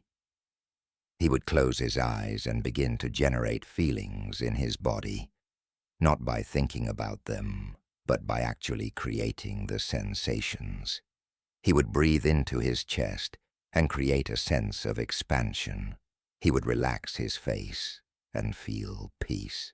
He would recall moments when he'd felt truly alive, playing music as a teenager, laughing with friends, moments of deep connection, and he would amplify those feelings in his body. He wasn't thinking about being joyful. He was becoming joyful, right there in his living room, with no external reason. At first, it felt forced. His mind would say, "This is fake, you're pretending, nothing has changed in your actual life." But he persisted, and something remarkable happened. After about 2 weeks of this practice, he started noticing synchronicities. An old friend he'd lost touch with reached out to reconnect. A pro bono case landed on his desk that actually excited him. He found himself laughing more, even at work. These weren't coincidences. They were the universe responding to his new electromagnetic signature. Within 3 months, Thomas had made a major career shift, taking a significant pay cut to work for a non-profit that aligned with his values. Within 6 months, he had started playing music again, joining a band and performing locally. Within a year, he described himself as more alive than I've been in 2 decades. What changed? Not his circumstances first, his emotional state first. He stopped waiting for life to give him permission to feel good. He started generating elevated emotions as a daily practice, and his external reality reorganized itself to match his internal frequency. This is the science behind what mystics have always taught. When Jesus said the kingdom of heaven is within you, he wasn't being metaphorical. He was describing quantum mechanics. The elevated state, the kingdom, the heaven, the paradise you seek, is an internal electromagnetic frequency, not an external destination. When you achieve that frequency internally, your external world becomes heaven. Not because the world changed, but because you're now vibrating at a frequency that allows you to perceive and experience the beauty, abundance, and love that were always present. Dr. Joe Dispenza's research has shown that when people sustain elevated emotions during meditation, their brain patterns change dramatically. The analytical, survival-oriented beta waves quiet down. Alpha waves of relaxed awareness increase. Theta waves associated with deep meditation and creativity emerge, and in some cases, people even experience gamma waves, the highest frequency brain state associated with transcendent experiences, insight, and profound understanding. These brain states don't happen because something wonderful occurred in their external world. They happen because the person consciously generated elevated emotions from within. But let's address the resistance that comes up for many people. How can I feel joy when my life is falling apart? How can I feel grateful when I'm struggling financially? How can I feel love when I'm lonely? Isn't that just denial?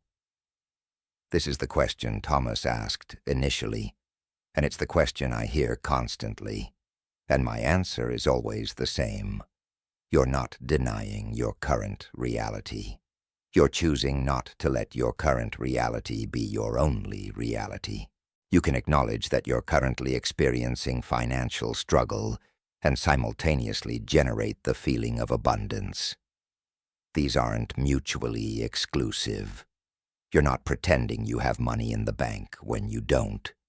You're generating the electromagnetic frequency of abundance, the feeling of security, freedom, and sufficiency, independent of your bank balance.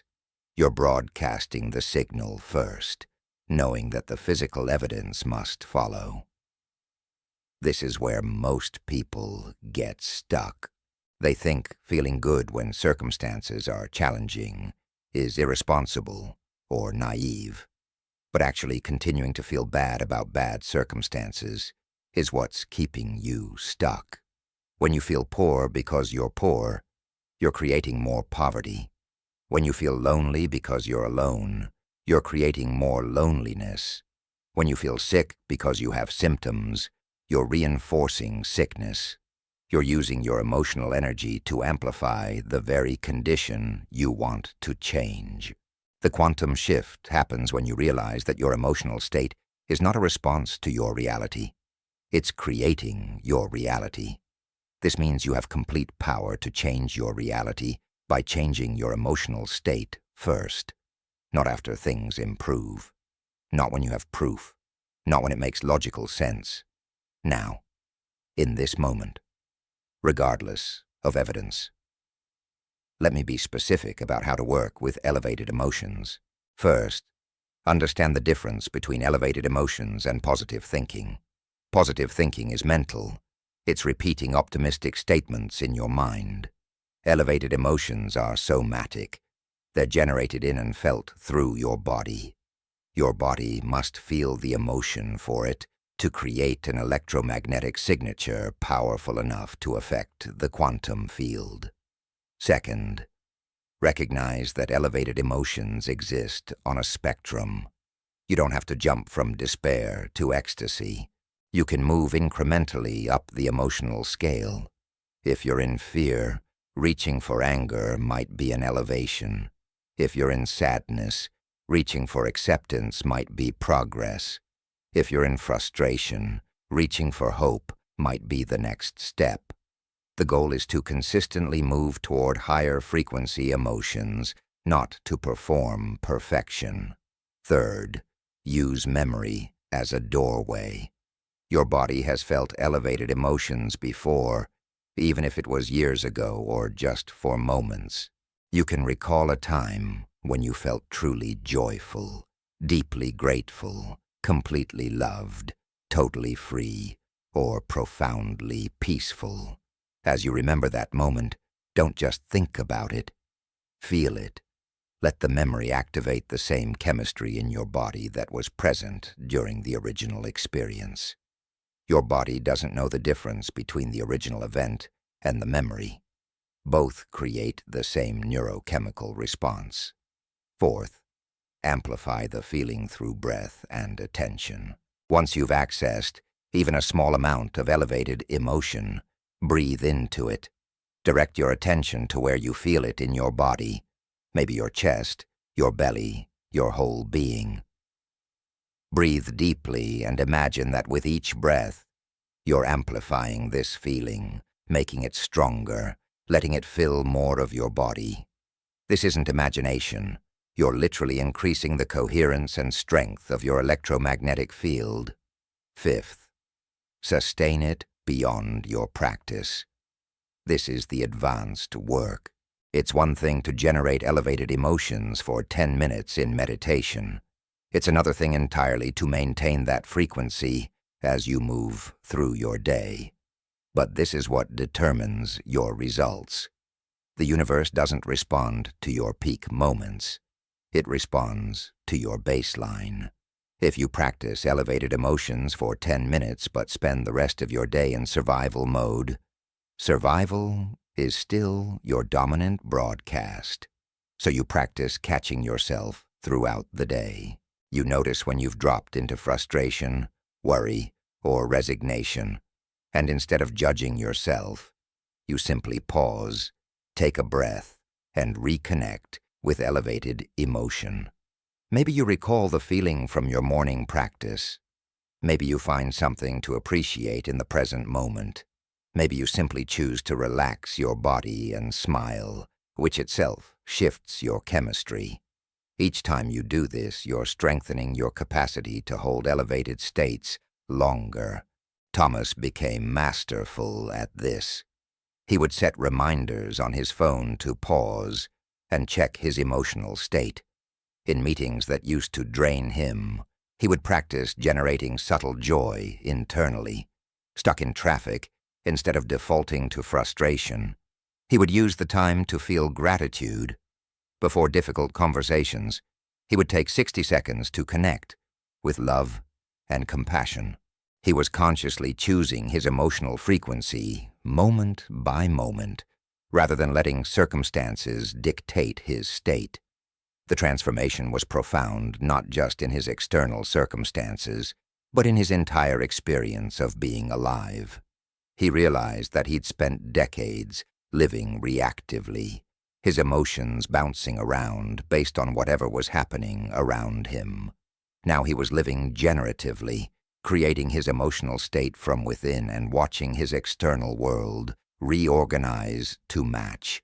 He had discovered what all masters of reality creation know.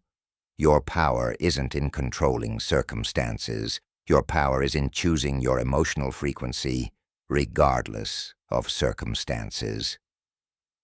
This is the power of elevated emotion, not as a reward for good circumstances, but as the cause of them, not as something you achieve after success, but as the very thing that creates success, not as a pleasant feeling you hope to experience, but as an electromagnetic frequency you consciously generate that literally reorganizes the quantum field around you. When you understand this, when you truly grasp that your emotions are the magnetic force that attracts matching experiences, everything changes. You stop being a victim of your feelings and become a master of them. You stop waiting for life to make you feel good and start making yourself feel elevated so that life must match your frequency. This is not positive thinking. This is not denial. This is quantum mechanics applied to human consciousness. This is you claiming your power as a creator by recognizing that the feeling comes first, always, and the experience follows. This is you understanding that you don't need permission from the external world to feel magnificent, because the external world is waiting for you to feel magnificent, so it knows what to deliver. This is the power of elevated emotion. This is your greatest tool. This is how you speak to the universe in the language it understands most clearly, the electromagnetic frequency of how you feel right now, in this eternal, present moment. Chapter 7. Silencing the ruido mental. There's a voice in your head right now. It's been talking constantly since you woke up this morning, probably since before you even opened your eyes. It's commenting on what you're reading, planning what you'll do next, worrying about something from yesterday, anticipating something tomorrow, judging, comparing, analyzing, remembering, projecting. This voice never stops, and this voice, this constant mental chatter, is the single biggest obstacle between you and direct communication with the universe. Most people think this voice is who they are. They believe they are their thoughts. But here's what will liberate you. You are not the voice. You are the awareness that hears the voice. You are the consciousness that witnesses the thoughts. And the moment you recognize this distinction, you gain access to a power that most people never discover. The power of presence, the state where true creation happens beyond the interference of mental noise. Let me tell you about Jennifer. She was a successful entrepreneur who came to me in complete frustration. "I do everything right," she said. "I meditate, I visualize, I practice gratitude. But my mind never shuts up. Even during meditation, I'm thinking about my business, my relationships, my problems. It's like there's a radio that won't turn off in my head, and I can't hear anything else through the static." She described what billions of people experience but few recognize: the tyranny of the thinking mind. The problem isn't that you think. Thinking is a powerful tool when used consciously. The problem is unconscious, compulsive, repetitive thinking. The same thoughts cycling endlessly like a broken record. Research shows that the average person has between 60,000 and 80,000 thoughts per day, and 95% of those thoughts are the same ones they had yesterday. You're not thinking new thoughts. You're replaying old programs, reinforcing old neural pathways, broadcasting the same electromagnetic signature you've been sending for years. And here's the devastating part. Most of those repetitive thoughts are negative, limiting, and fear-based. Your mind evolved to scan for threats, to anticipate problems, to remember past hurts, so you can avoid them in the future. This survival mechanism served your ancestors when physical threats were constant. But now that same mechanism keeps you trapped in mental patterns of worry, doubt, regret, and anxiety. Your thinking mind has become your prison rather than your tool. This is why meditation is so challenging for most people. They sit down to quiet their mind, and immediately the volume of mental chatter increases. Suddenly they're aware of just how noisy their inner world is. They think they're failing at meditation because they can't stop the thoughts. But awareness of the noise is actually the first step toward silence. You can't transcend what you don't recognize. Jennifer's breakthrough came when I taught her a simple truth. You don't silence the mind by fighting it. You silence it by withdrawing your attention from it. The thinking mind is like a fire. It needs the fuel of your attention to keep burning. When you stop feeding it, when you stop engaging with every thought, identifying with every worry, following every mental tangent, the fire naturally dies down, not through force, but through gentle redirection of awareness. Think about what happens when you're completely absorbed in something.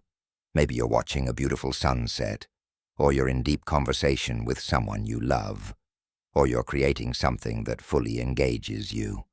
In those moments, the mental chatter stops. You're not thinking about thinking.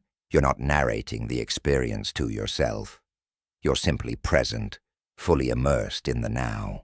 That's the state where the noise disappears, not because you've forced it away, but because your attention is so completely engaged in the present moment that there's no energy left for mental wandering.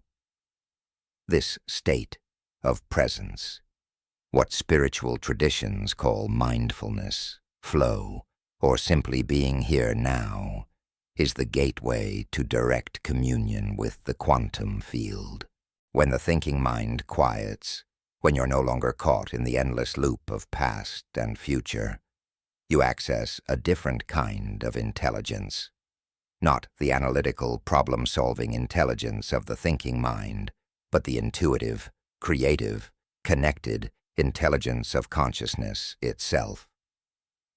In this silent space, something remarkable happens. Your brain waves shift from the rapid beta waves of active thinking to the slower alpha waves of relaxed awareness. With deeper practice, you can access theta waves, the same state you're in just before sleep, where your subconscious mind becomes accessible and your connection to the quantum field strengthens. In these slower brainwave states, you're no longer broadcasting the chaotic electromagnetic signature of mental noise. You're generating a coherent, powerful signal that the universe can clearly receive. But let's be practical about how to actually achieve this silence. The first step is recognizing that you have mental noise. Most people are so identified with their thoughts that they don't even notice they're thinking. Thoughts arise, they believe them, they follow them, they react to them, all unconsciously. So start by simply noticing. Throughout your day, pause and ask yourself, what am I thinking right now? Don't judge the thoughts. Don't try to change them. Just observe them like you would observe clouds passing in the sky. This observation creates a gap between you and your thoughts. You begin to recognize that thoughts are events happening in your awareness, not the totality of who you are. It's like realizing you're not the movie playing on the screen. You're the space in which the movie appears. This shift in identity from thinker to observer is profound. Suddenly you have choice. You're no longer compelled to believe every thought, follow every worry, or identify with every fear that arises. The second step is learning to anchor yourself in the present moment. The thinking mind lives in past and future, replaying what happened, planning what might happen, worrying about what could happen. But the present moment exists beyond thought. Right now, in this exact instant, before your mind labels it, or analyzes it, or compares it to something else, there is simply what is. A direct experience of reality that requires no thinking. You can practice this with something as simple as your breath. Notice the sensation of air entering your nostrils, filling your lungs, and leaving your body. You're not thinking about breathing. You're experiencing breathing. When your mind wanders into thought, which it will, you gently bring your attention back to the breath. Not with frustration, not with judgment, just with patient redirection. Each time you bring your attention back, you're strengthening your ability to consciously direct your awareness rather than being controlled by unconscious mental patterns. Jennifer started practicing this throughout her day, waiting in line. Instead of checking her phone and feeding her mind more information, she would focus on her breath. Sitting in traffic, instead of rehearsing problems or planning conversations, she would feel the sensation of her hands on the steering wheel, notice the sounds around her, simply be present with what was happening. Walking from one meeting to another, instead of mentally preparing or reviewing, she would feel her feet on the ground, notice the temperature of the air, anchor herself in the sensory reality of the present moment. These might seem like small practices, but they were revolutionary for her. She was training herself out of compulsive thinking and into conscious presence. She was creating moments throughout her day where the mental noise subsided and she could access the deeper intelligence beyond thought. And in those moments of silence, insights would arise. Solutions to problems she'd been mentally wrestling with would simply appear. Creative ideas would emerge, fully formed. She would know what action to take without having to think it through. This is what happens when you access the space beyond mental noise. You tap into what some call universal intelligence, source consciousness, or the quantum field itself. This intelligence doesn't think in the way your mind thinks. It doesn't analyze or calculate or worry. It simply knows. And when your thinking mind is quiet enough, you can hear it. The third step is recognizing thought patterns and consciously choosing not to engage with them. Your mind has favorite loops, stories it loves to tell about who you are, what's possible, what always happens to you, what you're afraid of. These thought patterns are like highways that your mental energy travels down automatically. But you can learn to recognize when you've entered one of these loops and consciously step off the highway. For Jennifer, one pattern was catastrophizing about her business. Any small setback would trigger a cascade of thoughts. This client might leave. What if they all leave? What if the business fails? What if I lose everything? I'll be humiliated. I'll have to start over. I'm not young anymore. Maybe I'm not cut out for this. Within seconds, her mind would have traveled from a minor issue to complete disaster. And each time she followed this thought pattern, she was reinforcing the neural pathway, making it stronger and more automatic. But once she recognized the pattern, she could interrupt it. The moment she noticed the catastrophic thinking beginning, she would stop, take a breath, and simply say to herself, "This is just a thought pattern. I don't have to follow it." She wouldn't argue with the thoughts or try to replace them with positive thoughts. She would just decline to engage. And without the fuel of her attention, the thought pattern would lose momentum and fade. The fourth step is creating deliberate periods of silence. Your nervous system needs regular breaks from input, from stimulation, from the constant barrage of information that feeds the thinking mind. This means time without screens, without notifications, without consuming content, without even music or podcasts. Just silence, just being, just you and the present moment. Most people are terrified of silence. They fill every moment with noise, external noise from devices and internal noise from thinking. They've forgotten what it feels like to simply exist without distraction. But silence is where you regenerate. Silence is where creativity emerges. Silence is where you hear the subtle guidance from the quantum field that the mental noise drowns out. Jennifer instituted what she called silence hours. 3 times a week, she would spend 1 hour in complete silence. No phone, no computer, no conversation, no entertainment. Just sitting, or walking slowly, or being in nature, with nothing to do except be present. At first it was uncomfortable. Her mind would scream for stimulation. But gradually, she began to crave these silence hours. They became the most valuable part of her week. The time when she would receive her clearest insights, her deepest peace, and her strongest connection to something greater than her thinking mind. The fifth step is understanding that silence isn't absence, it's presence. You're not trying to create a blank, empty mind. You're trying to access the aware, alert, present consciousness that exists beneath the thinking.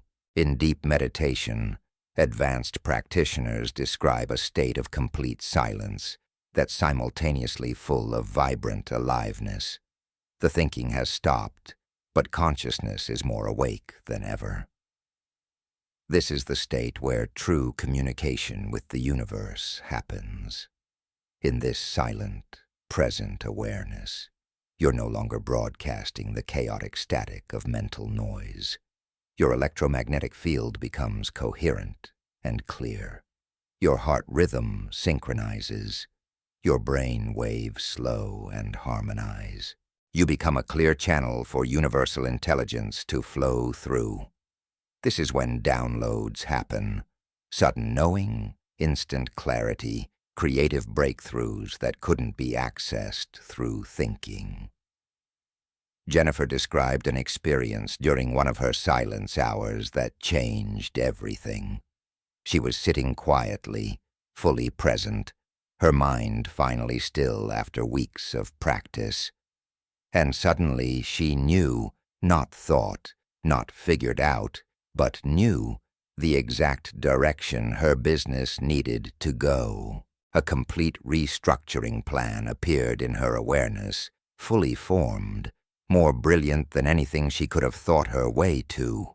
She hadn't been trying to solve this problem. She hadn't been thinking about it at all. But in the silence, the solution emerged from an intelligence far greater than her analytical mind. This is what becomes possible when you silence the mental noise.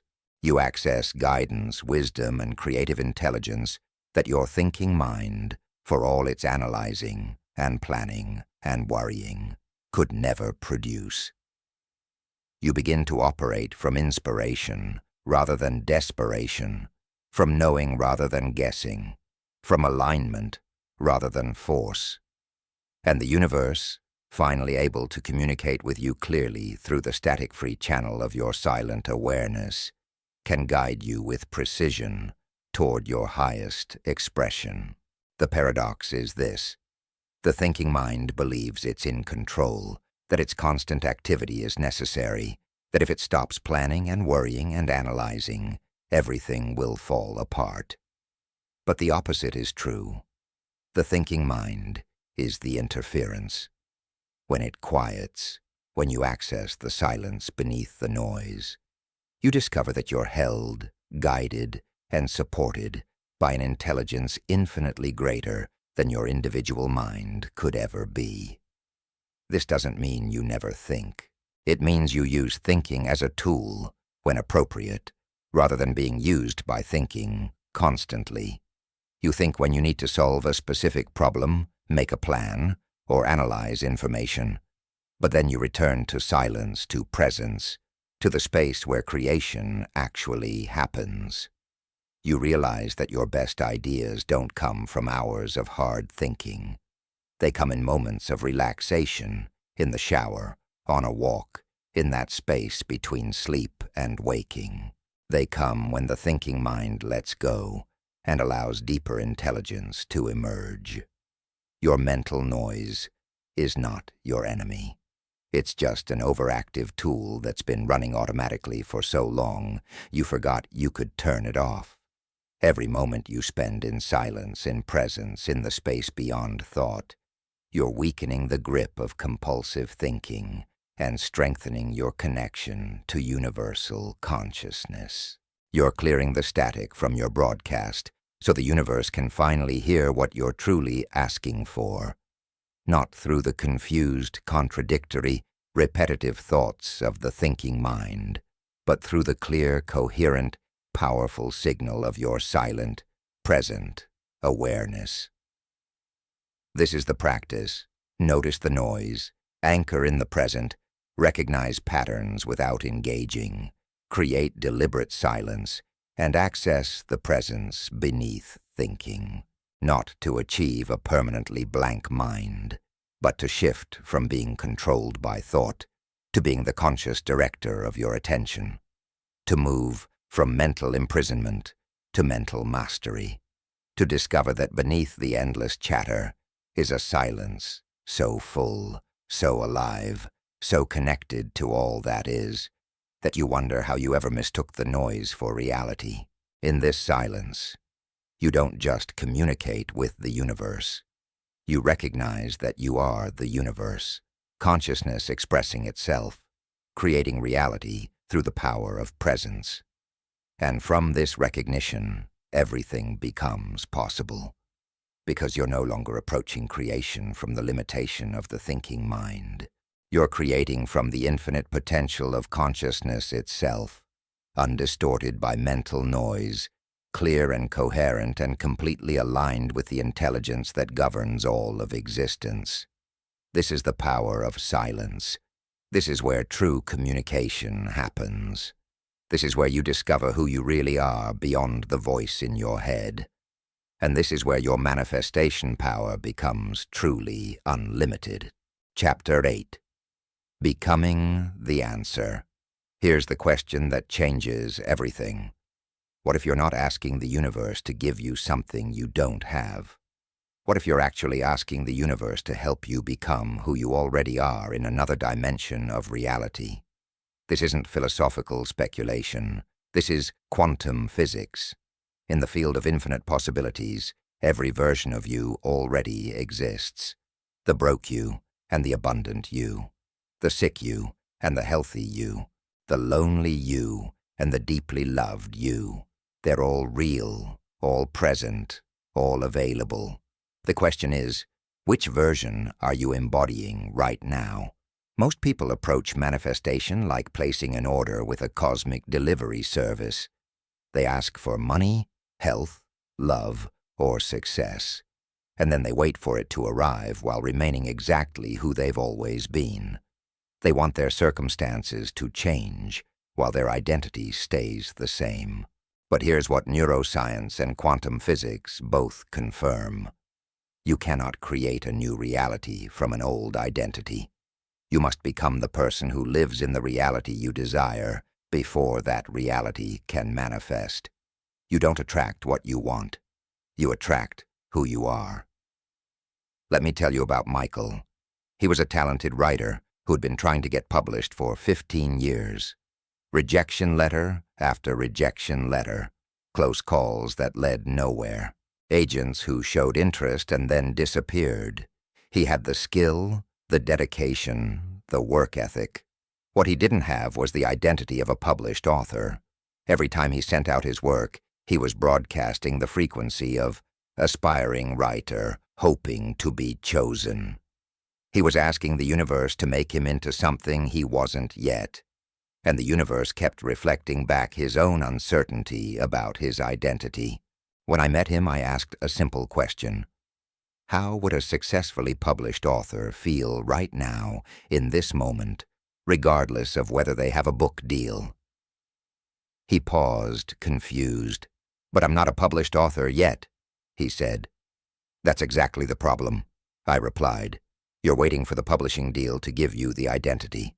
But the identity must come first. You must become the published author before the publishing happens, not in your resume, but in your nervous system, in your energy, in how you show up every single day. This is what it means to become the answer. You stop asking the universe to solve your problem, and you become the solution. You stop waiting for evidence to shift your identity, and you shift your identity to create the evidence.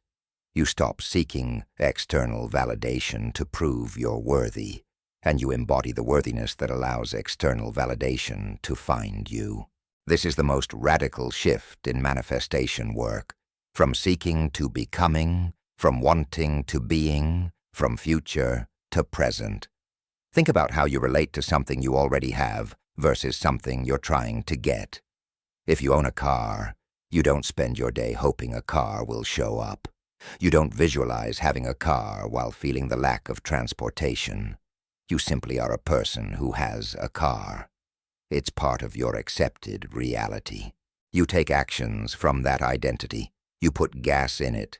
You maintain it. You use it without questioning whether it's really yours. There's no desperation, no anxiety, no wondering if it will arrive. It's already integrated into your sense of self. This is the state you must cultivate for anything you want to manifest. You must move it from something I'm trying to get to something I already am, not through pretending or positive thinking, but through genuine embodiment, through shifting your nervous system, your electromagnetic field, your daily behavior, and your moment-to-moment energy to match the person who already has what you desire. This is what Jesus meant when he said, "Believe that you have received it." Not hope that you'll receive it, not wish you had received it. Believe, embody the absolute knowing that you have already received it. Michael started practicing this. Instead of identifying as an aspiring writer, waiting to be validated by the publishing industry, he began identifying as an author whose work impacts readers. Every morning he would ask himself, how would I show up today if I were already a successfully published author? The answers surprised him. He would feel more confident. He would write with more authority. He would see his work as valuable, rather than seeking external validation to make it valuable. He would carry himself differently, speak about his work differently, relate to the publishing industry differently. So he started embodying that version of himself. When he sat down to write, he wrote as a published author, not as someone hoping to become one. When he spoke about his work, he spoke with quiet confidence rather than desperate pitch. When he sent out queries, he did so from a place of offering his gift rather than begging for approval. His energy completely shifted. He wasn't trying to convince anyone of anything. He was simply being who he already was in the reality he was creating. Within 6 months, he had a 3-book deal with a major publisher. But the deal wasn't the transformation. It was the confirmation of a transformation that had already occurred. Michael had become a published author in his being before he became one in his circumstances. The universe simply matched his new identity with corresponding experiences. He didn't attract the book deal by wanting it desperately. He attracted it by becoming the person for whom such deals are natural. This is the secret of every person who seems to manifest effortlessly. They're not doing anything to get what they want. They're being the person who already has it. Athletes who win championships don't just practice the physical skills. They practice being champions in their nervous system. They walk like champions, think like champions, feel like champions, behave like champions long before they win the title. The title just makes official what they already embodied. Successful entrepreneurs don't wait for the money to feel abundant. They embody abundance in how they think, speak, decide, and carry themselves, often when they're completely broke. The money arrives later as a match to their energy. People in extraordinary relationships didn't wait to meet their partner before they embodied the love they desired. They became loving, whole, and complete within themselves. And from that state of being, they attracted a match to their frequency. So how do you become the answer instead of remaining the question? First, you must get absolutely clear on who you would be if you already had what you desire. Not what you would do or have. Who you would be. What would be different about your energy, your confidence, your peace, your certainty? How would you walk through the world? How would you speak to yourself? How would you make decisions? How would you spend your time? Who would you be in your essence? Take money as an example. If you already had financial abundance, who would you be? You would probably be more relaxed, more generous, more confident in your decisions. You wouldn't obsess over prices. You wouldn't feel anxiety when bills arrived. You wouldn't make choices from fear of scarcity. You would trust yourself and the flow of resources. You would have a sense of security and freedom. That's the identity. Not the bank balance, but the way of being that the bank balance would allow. Here's the quantum leap. You can embody that way of being right now. You can be relaxed, generous, confident, trusting, secure, and free today, in this moment, regardless of your current bank balance. In fact, you must embody these qualities now if you want the bank balance to change. Because the universe doesn't respond to your wanting.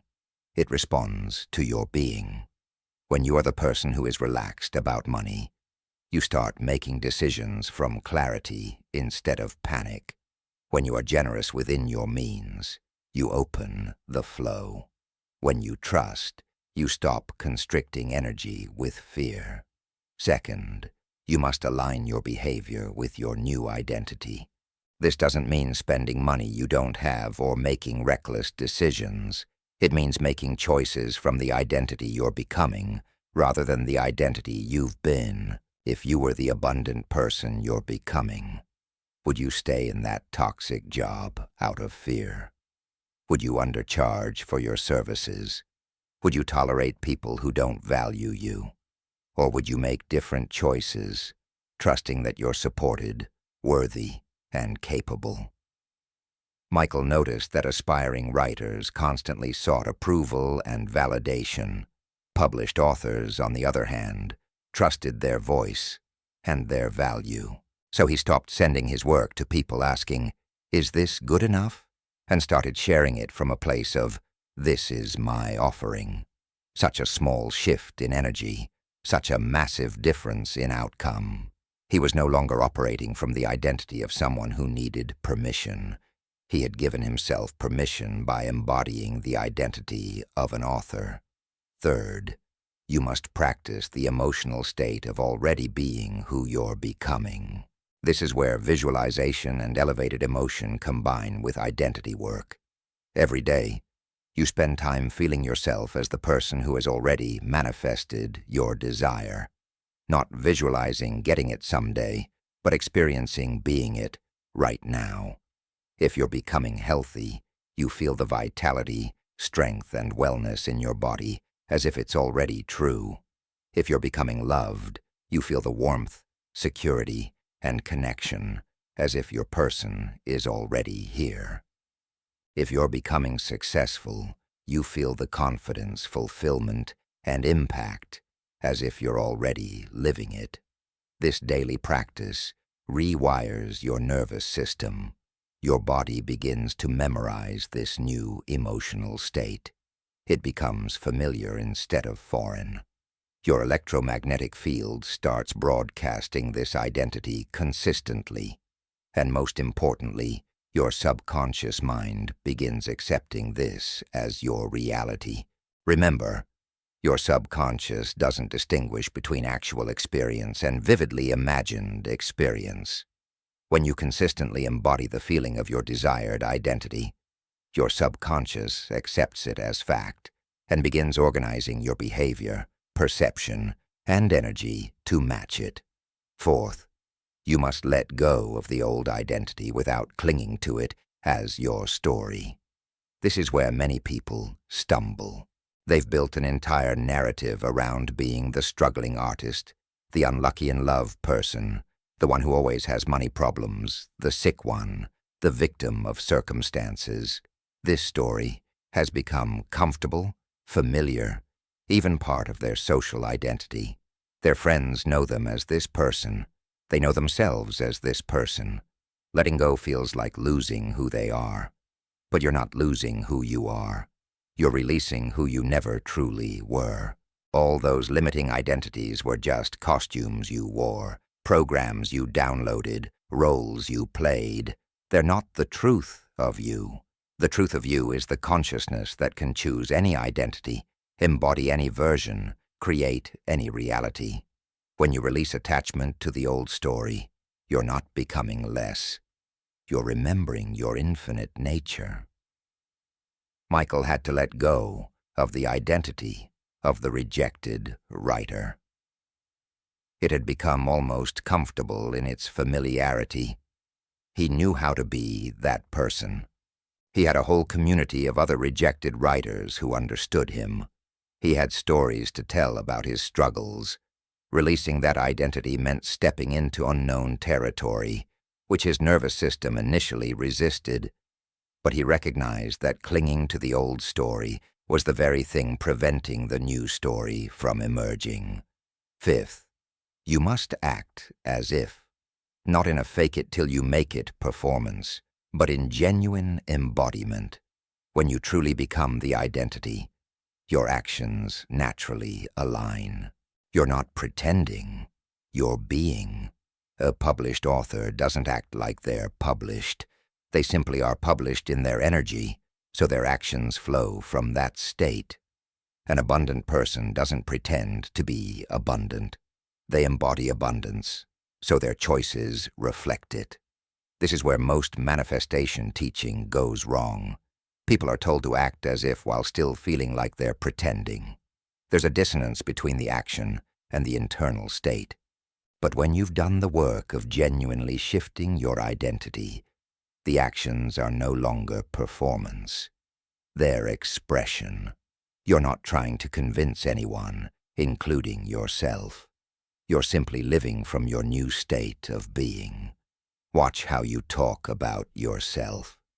Do you still use language that reinforces the old identity? I'm always broke. I never meet the right people. My body is always sick. Good things don't happen to me. Every time you speak this way, you're reinforcing the old identity and broadcasting that frequency into the quantum field. Instead, speak as the person you're becoming. I'm becoming financially empowered. I'm attracting aligned people. My body is healing and strengthening. I'm opening to receive good things. The shift in language reflects and reinforces the shift in identity. Sixth, you must trust the becoming without needing immediate evidence. This is the test that most people fail. They embody the new identity for a few days or weeks, don't see instant results, and conclude it's not working. They go back to the old identity, the old story, the old frequency. But transformation isn't always immediate in the physical realm. The shift happens first in consciousness, then in energy, then in behavior, then in circumstances. There's often a lag between your internal shift and external confirmation. This is where faith comes in. Not religious faith, but quantum faith. The understanding that when you genuinely shift your state of being, when you become a different person electromagnetically and neurologically, the external world must eventually reorganize to match. The quantum field is reading your current state and constructing your future reality based on it. If you hold steady in your new identity long enough, the evidence must appear. But if you keep collapsing back into the old identity because you don't see immediate proof, you never give the new reality time to materialize. Michael experienced this lag. He embodied the published author identity for months before anything changed externally. There were moments of doubt, moments when his mind said, "This isn't working, you're still getting rejections, nothing's different." But he had learned to recognize those thoughts as the old identity trying to reassert itself. Instead of believing the thoughts, he recommitted to the being. And then, seemingly suddenly but actually as a result of months of consistent identity shift, everything changed. This is becoming the answer.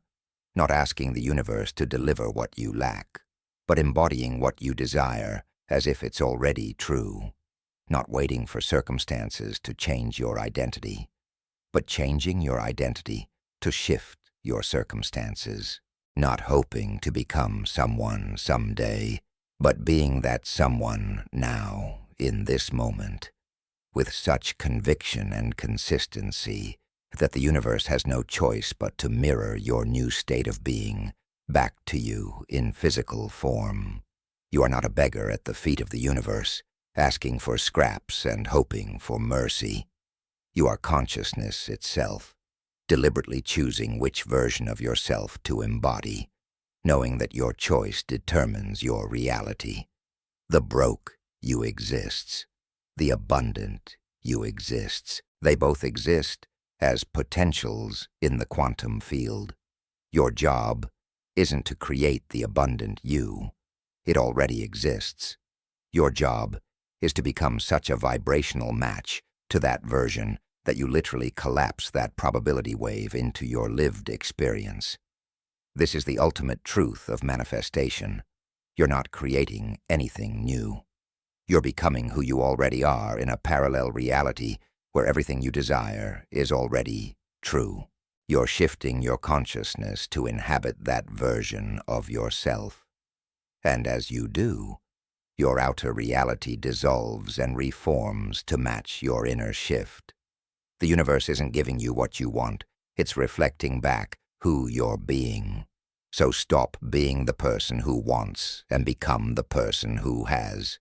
Stop being the person who hopes and become the person who knows.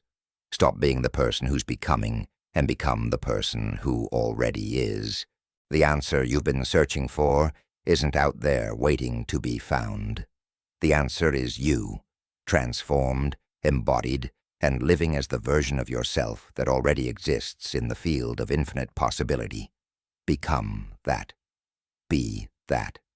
And watch as the entire universe reorganizes itself to confirm what you've already claimed as true. Chapter 9. Synchronicities and Signs. The universe is speaking to you constantly. Right now, in this moment, as you read these words, there are messages being delivered, signs being placed in your path, synchronicities arranging themselves around you. But most people miss them entirely because they're looking for grand, unmistakable miracles, while the universe communicates through whispers, coincidences, and seemingly random occurrences that are anything but random. Synchronicity is the universe's confirmation that you're aligned. It's the language of flow. The signal that your frequency is matching your desires. The breadcrumb trail that shows you're on the right path. When you start experiencing meaningful coincidences, when the right person calls at the right moment, when you stumble upon exactly the information you needed, when opportunities appear just as you were thinking about them, you're not experiencing luck. You're experiencing the quantum field organizing itself in response to your coherent electromagnetic signal. Let me introduce you to Rachel. She had been looking for her life purpose for years, trying different careers, taking courses, reading books, but nothing felt quite right. She was frustrated, convinced that everyone else had found their calling except her. Then one day, sitting in a coffee shop, feeling particularly lost, she overheard a conversation at the next table. Two women were discussing a non-profit that combined art therapy with trauma healing. Two things Rachel had been separately passionate about, but had never considered together. She felt a jolt of recognition, a sense of, yes, that's it, that came not from her thinking mind, but from somewhere deeper. She could have dismissed it as random eavesdropping, could have talked herself out of the feeling, could have continued her search. But instead, she recognized it for what it was. A synchronicity, a message from the universe delivered through what appeared to be coincidence. She joined the conversation, which led to an introduction, which led to a volunteer position, which led to her discovering her true calling and eventually starting her own practice. Was it coincidence that she happened to be in that coffee shop at that exact moment, sitting at that exact table, when those two women were having that exact conversation? Or was it the universe responding to her genuine desire for direction, arranging circumstances to deliver the answer she'd been seeking? The quantum field doesn't operate in the linear, logical way your mind expects.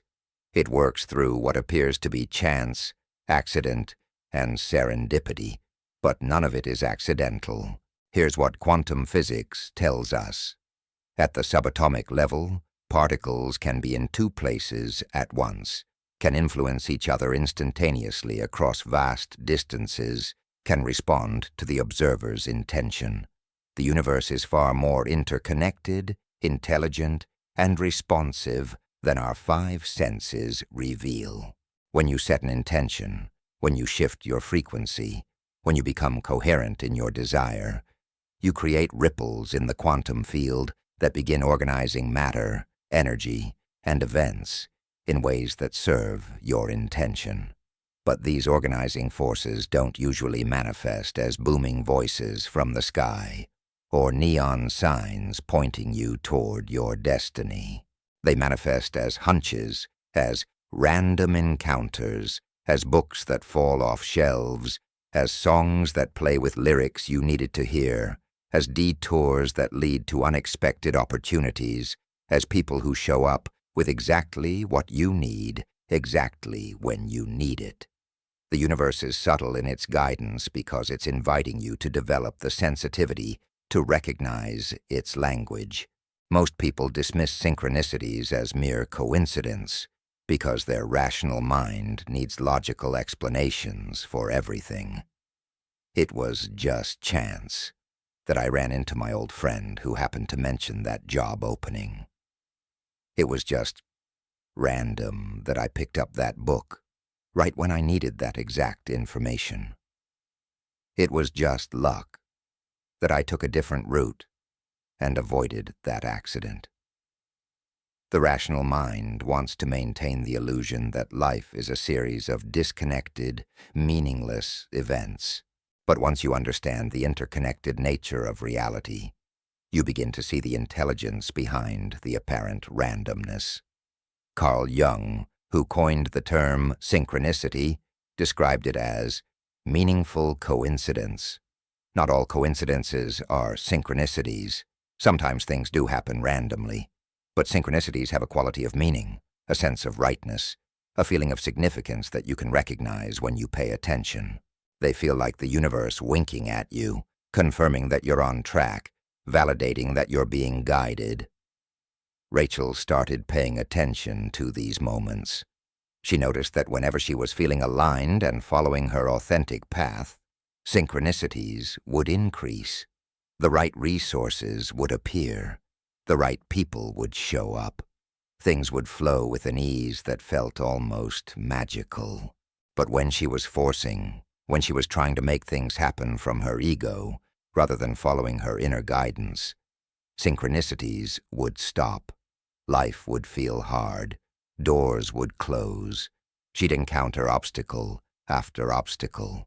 She learned to use synchronicities as a compass. Their presence meant she was aligned. Their absence meant she needed to recalibrate. This is the first key to working with synchronicities. Recognize them when they occur. Start noticing the meaningful coincidences in your life. The conversation you overhear that contains exactly the information you needed. The person who contacts you out of the blue with an opportunity you'd been hoping for. The delay that saves you from an accident. The wrong turn that leads you to exactly the right place. When these things happen, don't dismiss them. Acknowledge them. Thank the universe for the guidance. This acknowledgement strengthens your connection to the field and increases your sensitivity to future messages. The second key is to act on synchronicities when they appear. The universe is guiding you, but it requires your participation. When you feel that pull to call someone, call them. When you're drawn to a certain book or article, read it. When an unexpected opportunity presents itself, explore it.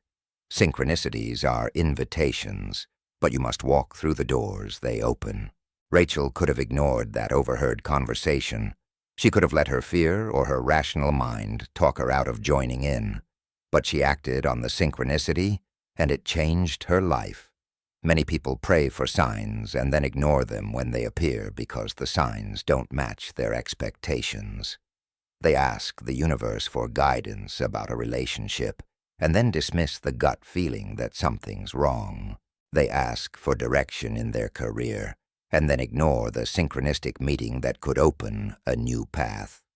They want the universe to speak in the language they've decided it should use, rather than learning to understand the language it actually speaks. The third key is to follow the thread without needing to see the whole path. Synchronicities rarely reveal the complete journey. They show you the next step. When Rachel overheard that conversation, she didn't know it would lead to her life's purpose. She just knew she needed to explore it. One synchronicity leads to another, like stepping stones across a river. You don't need to see all the stones at once. You just need to step on the one in front of you and trust that the next one will appear. This requires a different kind of trust than the linear mind is comfortable with. Your thinking mind wants a plan, wants to see the whole route, wants guarantees before it commits. But synchronistic living means being willing to follow the flow, even when you don't know where it's leading. It means trusting that the universe has a bigger picture that your limited perspective can't yet see. It means being comfortable with mystery and uncertainty while remaining alert to guidance. The fourth key is understanding that synchronicities multiply when you're in alignment, when your thoughts, emotions, and actions are coherent, when you're broadcasting a clear, consistent frequency.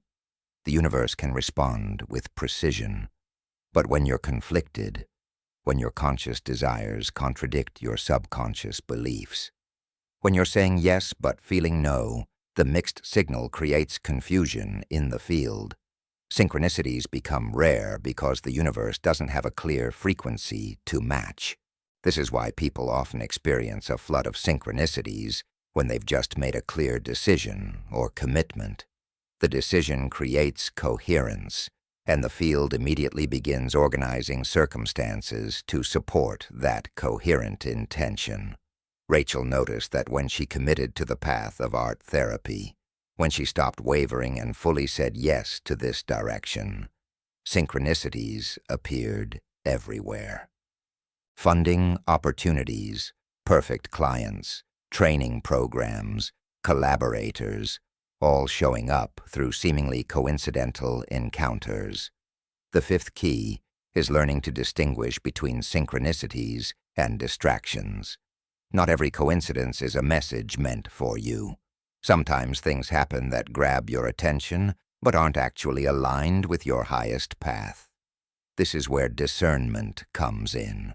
Synchronicities that are genuinely from the universe will feel right in your body, not just exciting to your mind.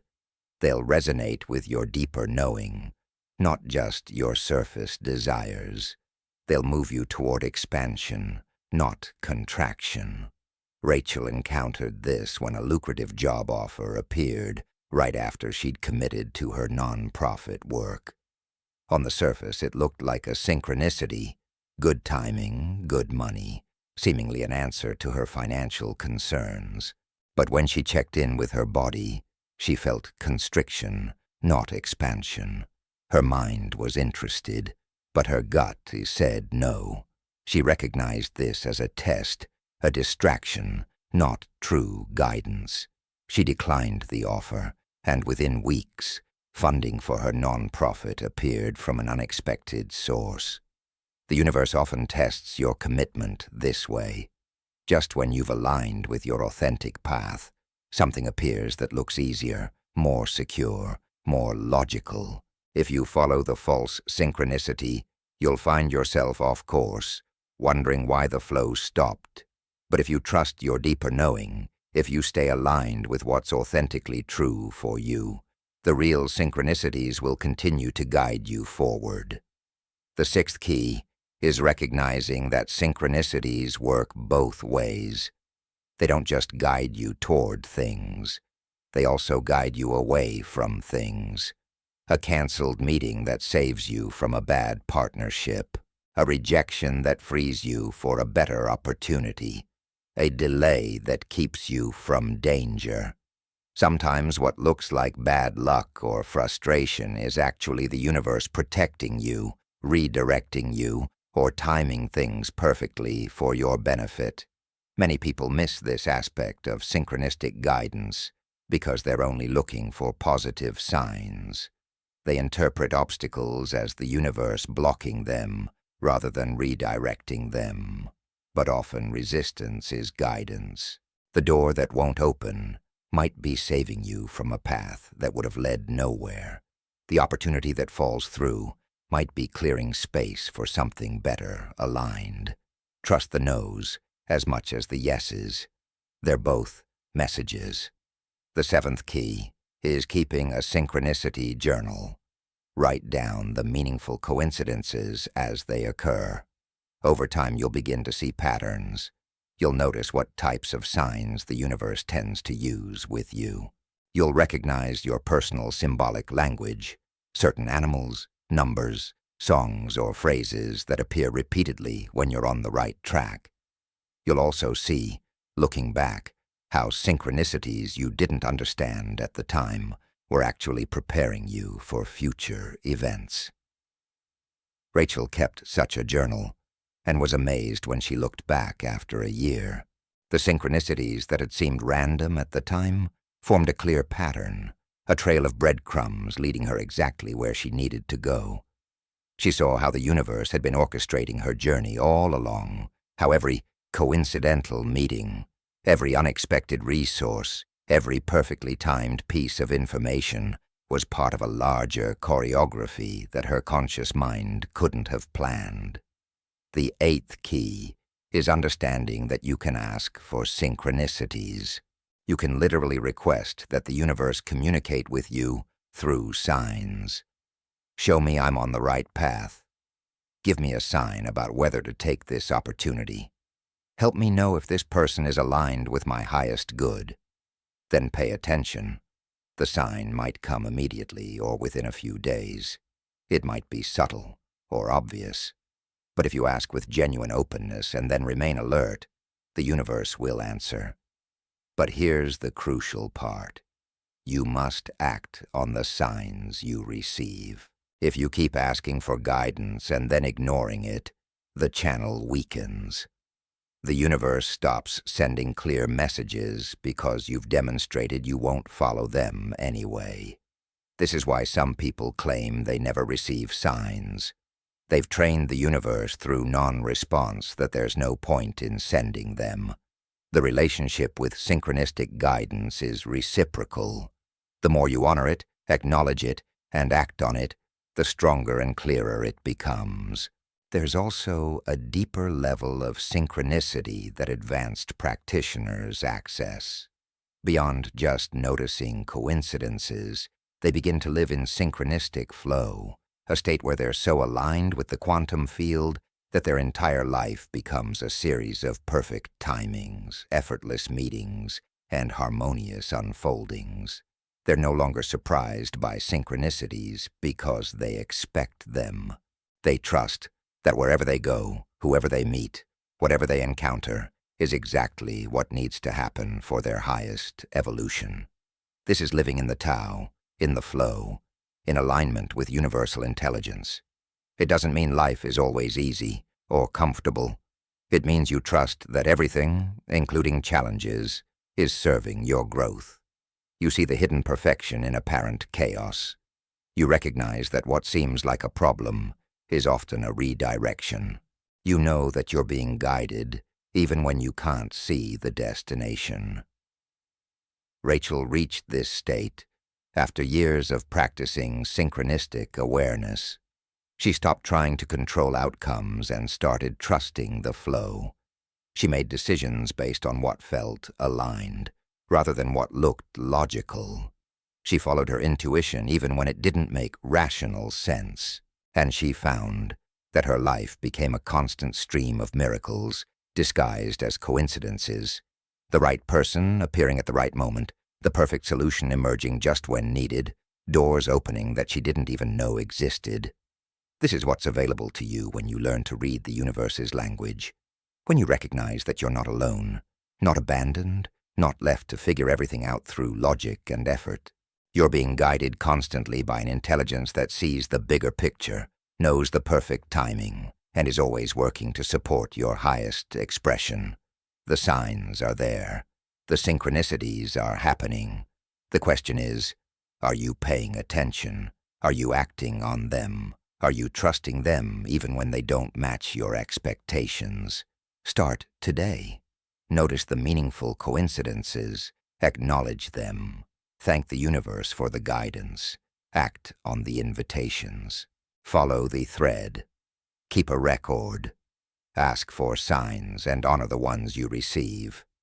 Move from skepticism to sensitivity, from dismissal to recognition, from coincidence to synchronicity, and watch as your life transforms from a series of random events into a choreographed dance with universal intelligence, where every step, every turn, every encounter is part of a magnificent unfolding that's been orchestrating itself all along, just waiting for you to recognize it, trust it, and surrender to its perfect guidance.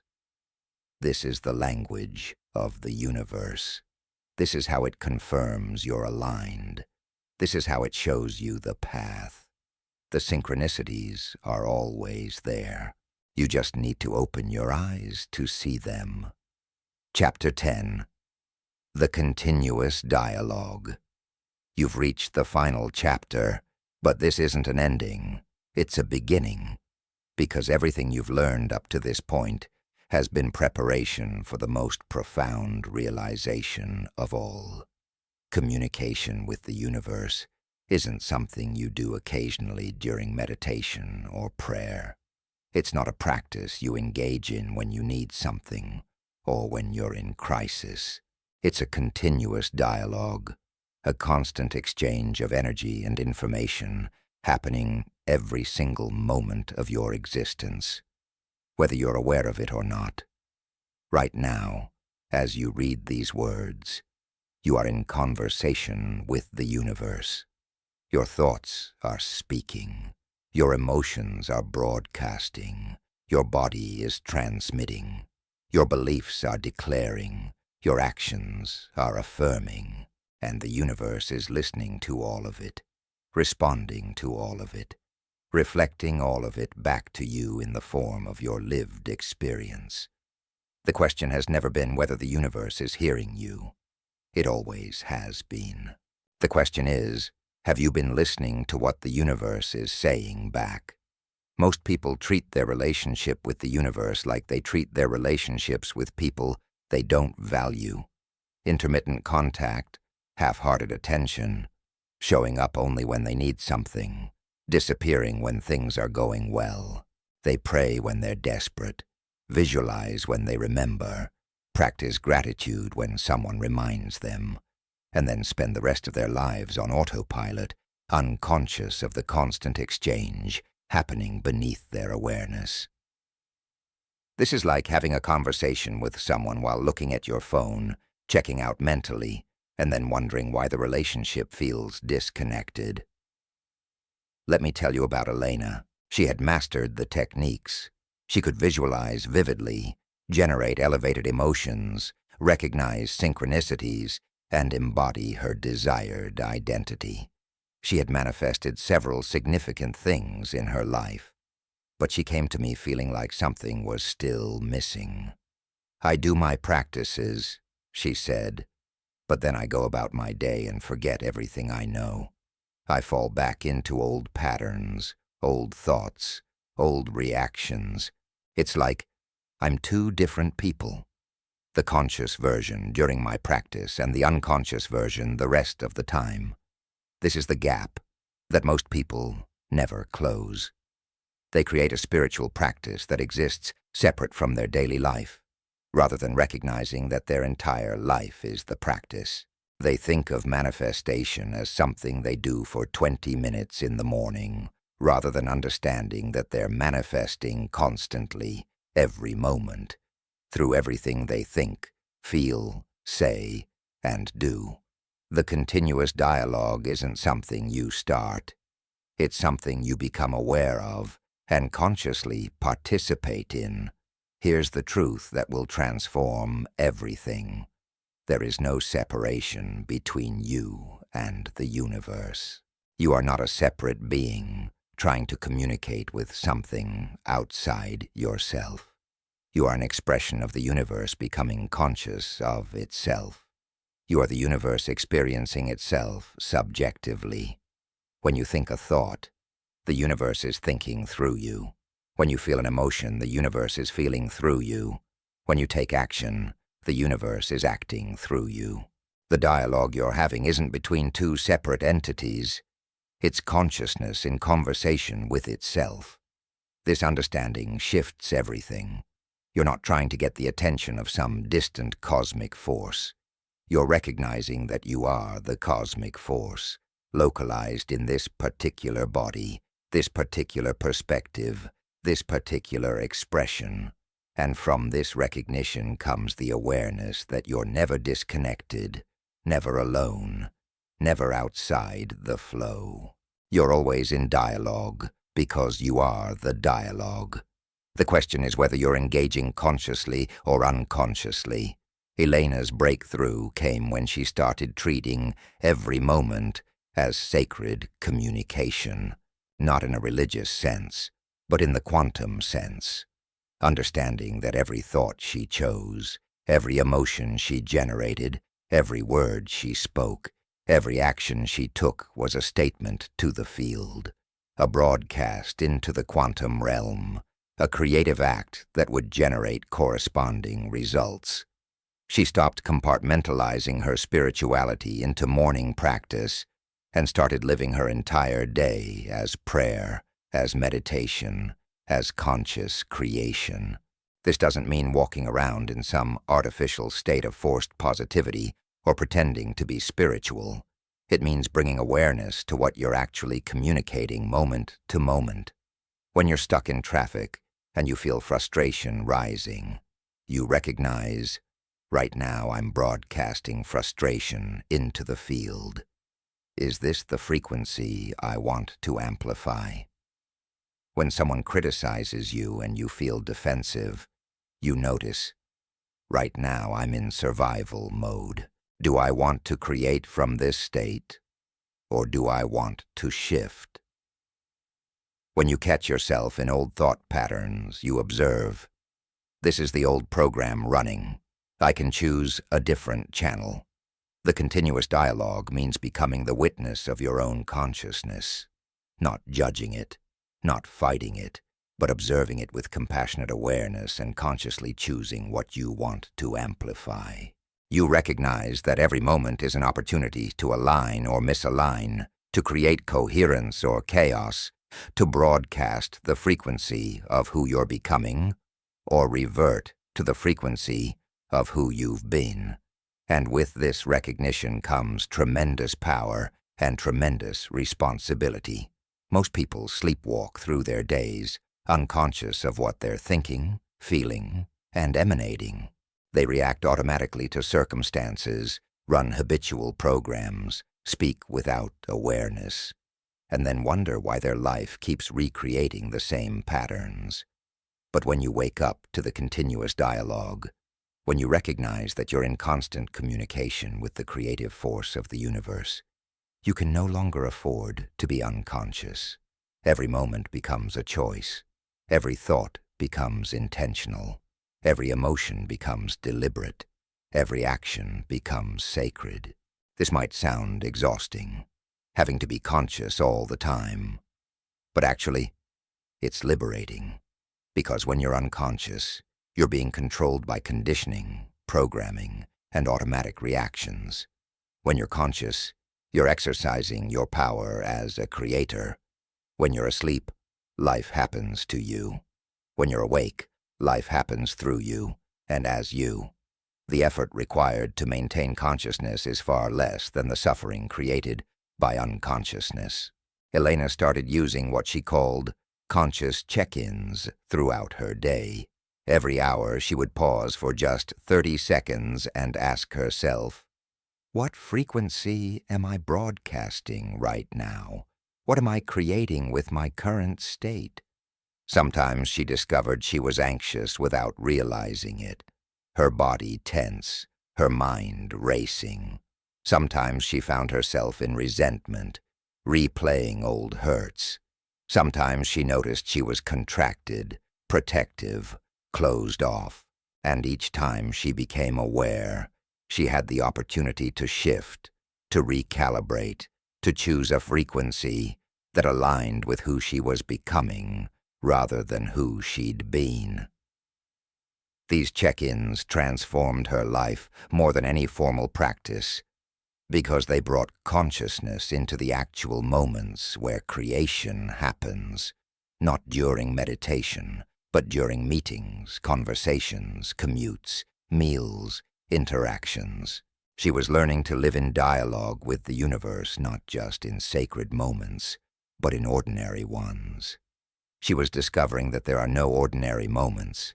Every instant is charged with creative potential. Every breath is an opportunity to align. Every heartbeat is a transmission into the field.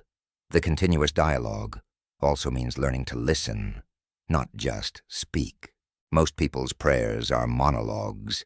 They tell the universe what they want, what they need, what they're worried about, but they never pause to receive. They broadcast, but don't tune in to the response. But dialogue requires both speaking and listening, both transmission and reception. And the universe is always responding, always sending guidance, always offering insight. The question is whether you're creating space to receive it. Listening to the universe doesn't mean waiting for voices in your head. It means paying attention to your intuition, the subtle knowing that arises beyond thought. It means noticing the synchronicities, the signs, the messages embedded in ordinary life. It means being present enough to sense the guidance in a feeling, a hunch, a pull toward or away from something. It means trusting the wisdom of your body, which often knows things before your mind can articulate them. Elena discovered that when she asked the universe a question and then became still, answers would arise. Not always immediately, not always in the form she expected, but always with perfect timing. Sometimes the answer would come as a sudden knowing. Sometimes as a conversation she would overhear. Sometimes as a book that would fall into her hands. Sometimes as a dream. The universe was always responding. She had just needed to learn its language and create space to receive its messages. The continuous dialogue also transforms your relationship with challenges. When you understand that you're in constant communication with an intelligence that's supporting your evolution, you stop seeing obstacles as evidence that the universe is against you. Instead, you recognize them as part of the dialogue, as feedback showing you where you're still misaligned, as opportunities to practice choosing a different frequency, as redirections toward a better path you couldn't have seen from where you were standing. When Elena lost a major client, her old self would have spiraled into panic and scarcity thinking. But living in continuous dialogue, she paused and asked, "What is the universe communicating through this? Where am I being redirected?" Within days, a better opportunity appeared, one that was more aligned with her values and vision. The loss wasn't punishment or bad luck. It was course correction, the universe clearing space for something better, communicating through apparent setback to create actual breakthrough. This doesn't mean you never feel disappointment or frustration. You're human. Emotions arise. But you learn to hold them differently. Instead of being consumed by them, instead of making them mean something terrible about you or your worthiness, you recognize them as part of the conversation. I'm feeling fear right now. This is information. What is this fear trying to protect me from? Is this old programming or legitimate guidance? How do I want to respond? Living in continuous dialogue means developing such trust in the universe that you can relax into the flow of life. You stop trying to control every outcome because you know you're being guided. You stop forcing and straining because you trust the timing. You stop second-guessing yourself because you're learning to distinguish between the voice of fear and the voice of wisdom. You begin to move through life with a quality of grace, of ease, of surrendered participation rather than anxious control. This is what the masters throughout history have embodied, this constant awareness of union with the divine, this uninterrupted communion with Source, this recognition that every moment is holy because every moment is creation happening. Jesus didn't just pray occasionally. He lived in prayer, in constant dialogue with what he called the Father. Buddha didn't just meditate on his cushion. He brought that meditative awareness into every action. The mystics didn't compartmentalize their spirituality. They recognized that washing dishes and profound meditation were equally sacred when done with presence. You have access to this same state. You don't need to be special or enlightened or different from who you are. You just need to remember that you're always in dialogue, always creating, always in communication with the field. And the more conscious you become of this dialogue, the more you learn to speak the universe's language, the more you align your frequency with your desires, the more you trust the guidance you receive, the more your life becomes a living demonstration of conscious co-creation. Elena described her transformed life this way. I used to feel separate, alone, trying to figure everything out by myself. Now I feel held, guided, partnered with something infinitely intelligent and loving. I don't always understand the why, but I trust the process. I don't always see the path ahead, but I trust the next step. I don't always get what I think I want, but I always get what I actually need. The conversation never stops, and I'm finally learning to participate consciously. This is the invitation at the end of this book and the beginning of your new relationship with reality. To stop treating communication with the universe as an occasional practice and start recognizing it as your constant state. To bring awareness to every thought, every emotion, every word, every action, knowing that all of it is creative. To listen as much as you speak. To receive as much as you transmit. To trust as much as you ask. You now know the forgotten language, the language of frequency, of vibration, of electromagnetic signature. You understand your internal transmitter and how to use it consciously. You've decoded your subconscious beliefs and learned to reprogram them. You've discovered the power of gratitude, visualization, and elevated emotion. You've learned to silence mental noise and access presence. You've understood what it means to become the answer, rather than remain the question. You've recognized synchronicities as the universe's confirmation. And now, you're ready to live in continuous dialogue. This dialogue isn't something you achieve and then maintain perfectly. It's something you practice, sometimes consciously, sometimes falling back into unconsciousness, and then remembering again. It's a journey, not a destination. But with each moment of awareness, with each conscious choice, with each recognition that you're in conversation with the creative force of existence, you strengthen the connection. The dialogue becomes clearer. The guidance becomes more obvious. The flow becomes more natural, and your life transforms from struggle into dance, from effort into grace, from separation into union. The universe has been trying to reach you your entire life, through whispers and shouts, through gentle nudges and dramatic redirections, through joy and through pain. It has been speaking, guiding, loving, supporting. It has never abandoned you. It has never stopped listening. It has never withheld its wisdom. You just needed to learn its language, to attune to its frequency, to recognize the conversation that was already happening. And now you know. Now you understand.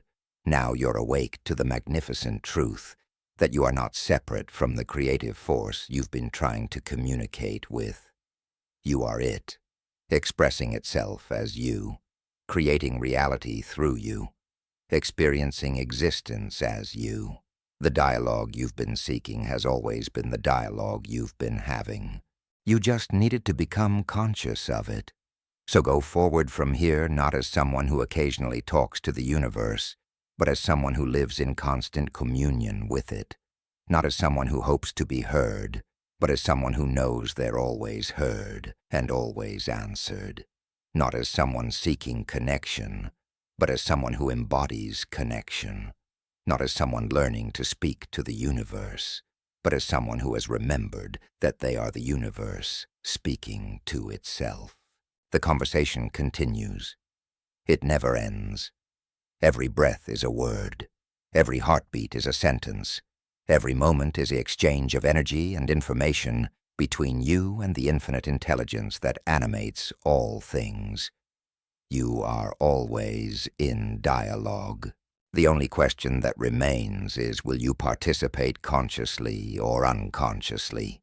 Will you speak the language of creation fluently or fumble in the dark? Will you trust the guidance you receive or doubt it? Will you remember who you really are or forget again? The choice is yours, made fresh in every moment, renewed with every breath, reaffirmed with every thought. And the universe, patient, loving, infinitely intelligent, waits not with judgment, but with invitation, ready to respond to whatever frequency you choose to broadcast, ready to reflect back to you whatever reality you choose to create, ready to continue the eternal dialogue between consciousness and its expression, between the infinite and the finite, between the universe and you who are the universe experiencing itself. Welcome to the continuous dialogue. Welcome to conscious creation. Welcome to the conversation that has no beginning and no end, that exists in every moment, that is your birthright and your power and your truth. The universe is listening. The universe is responding. The universe is you, remembering itself, speaking to itself, creating itself anew. And the conversation has only just begun.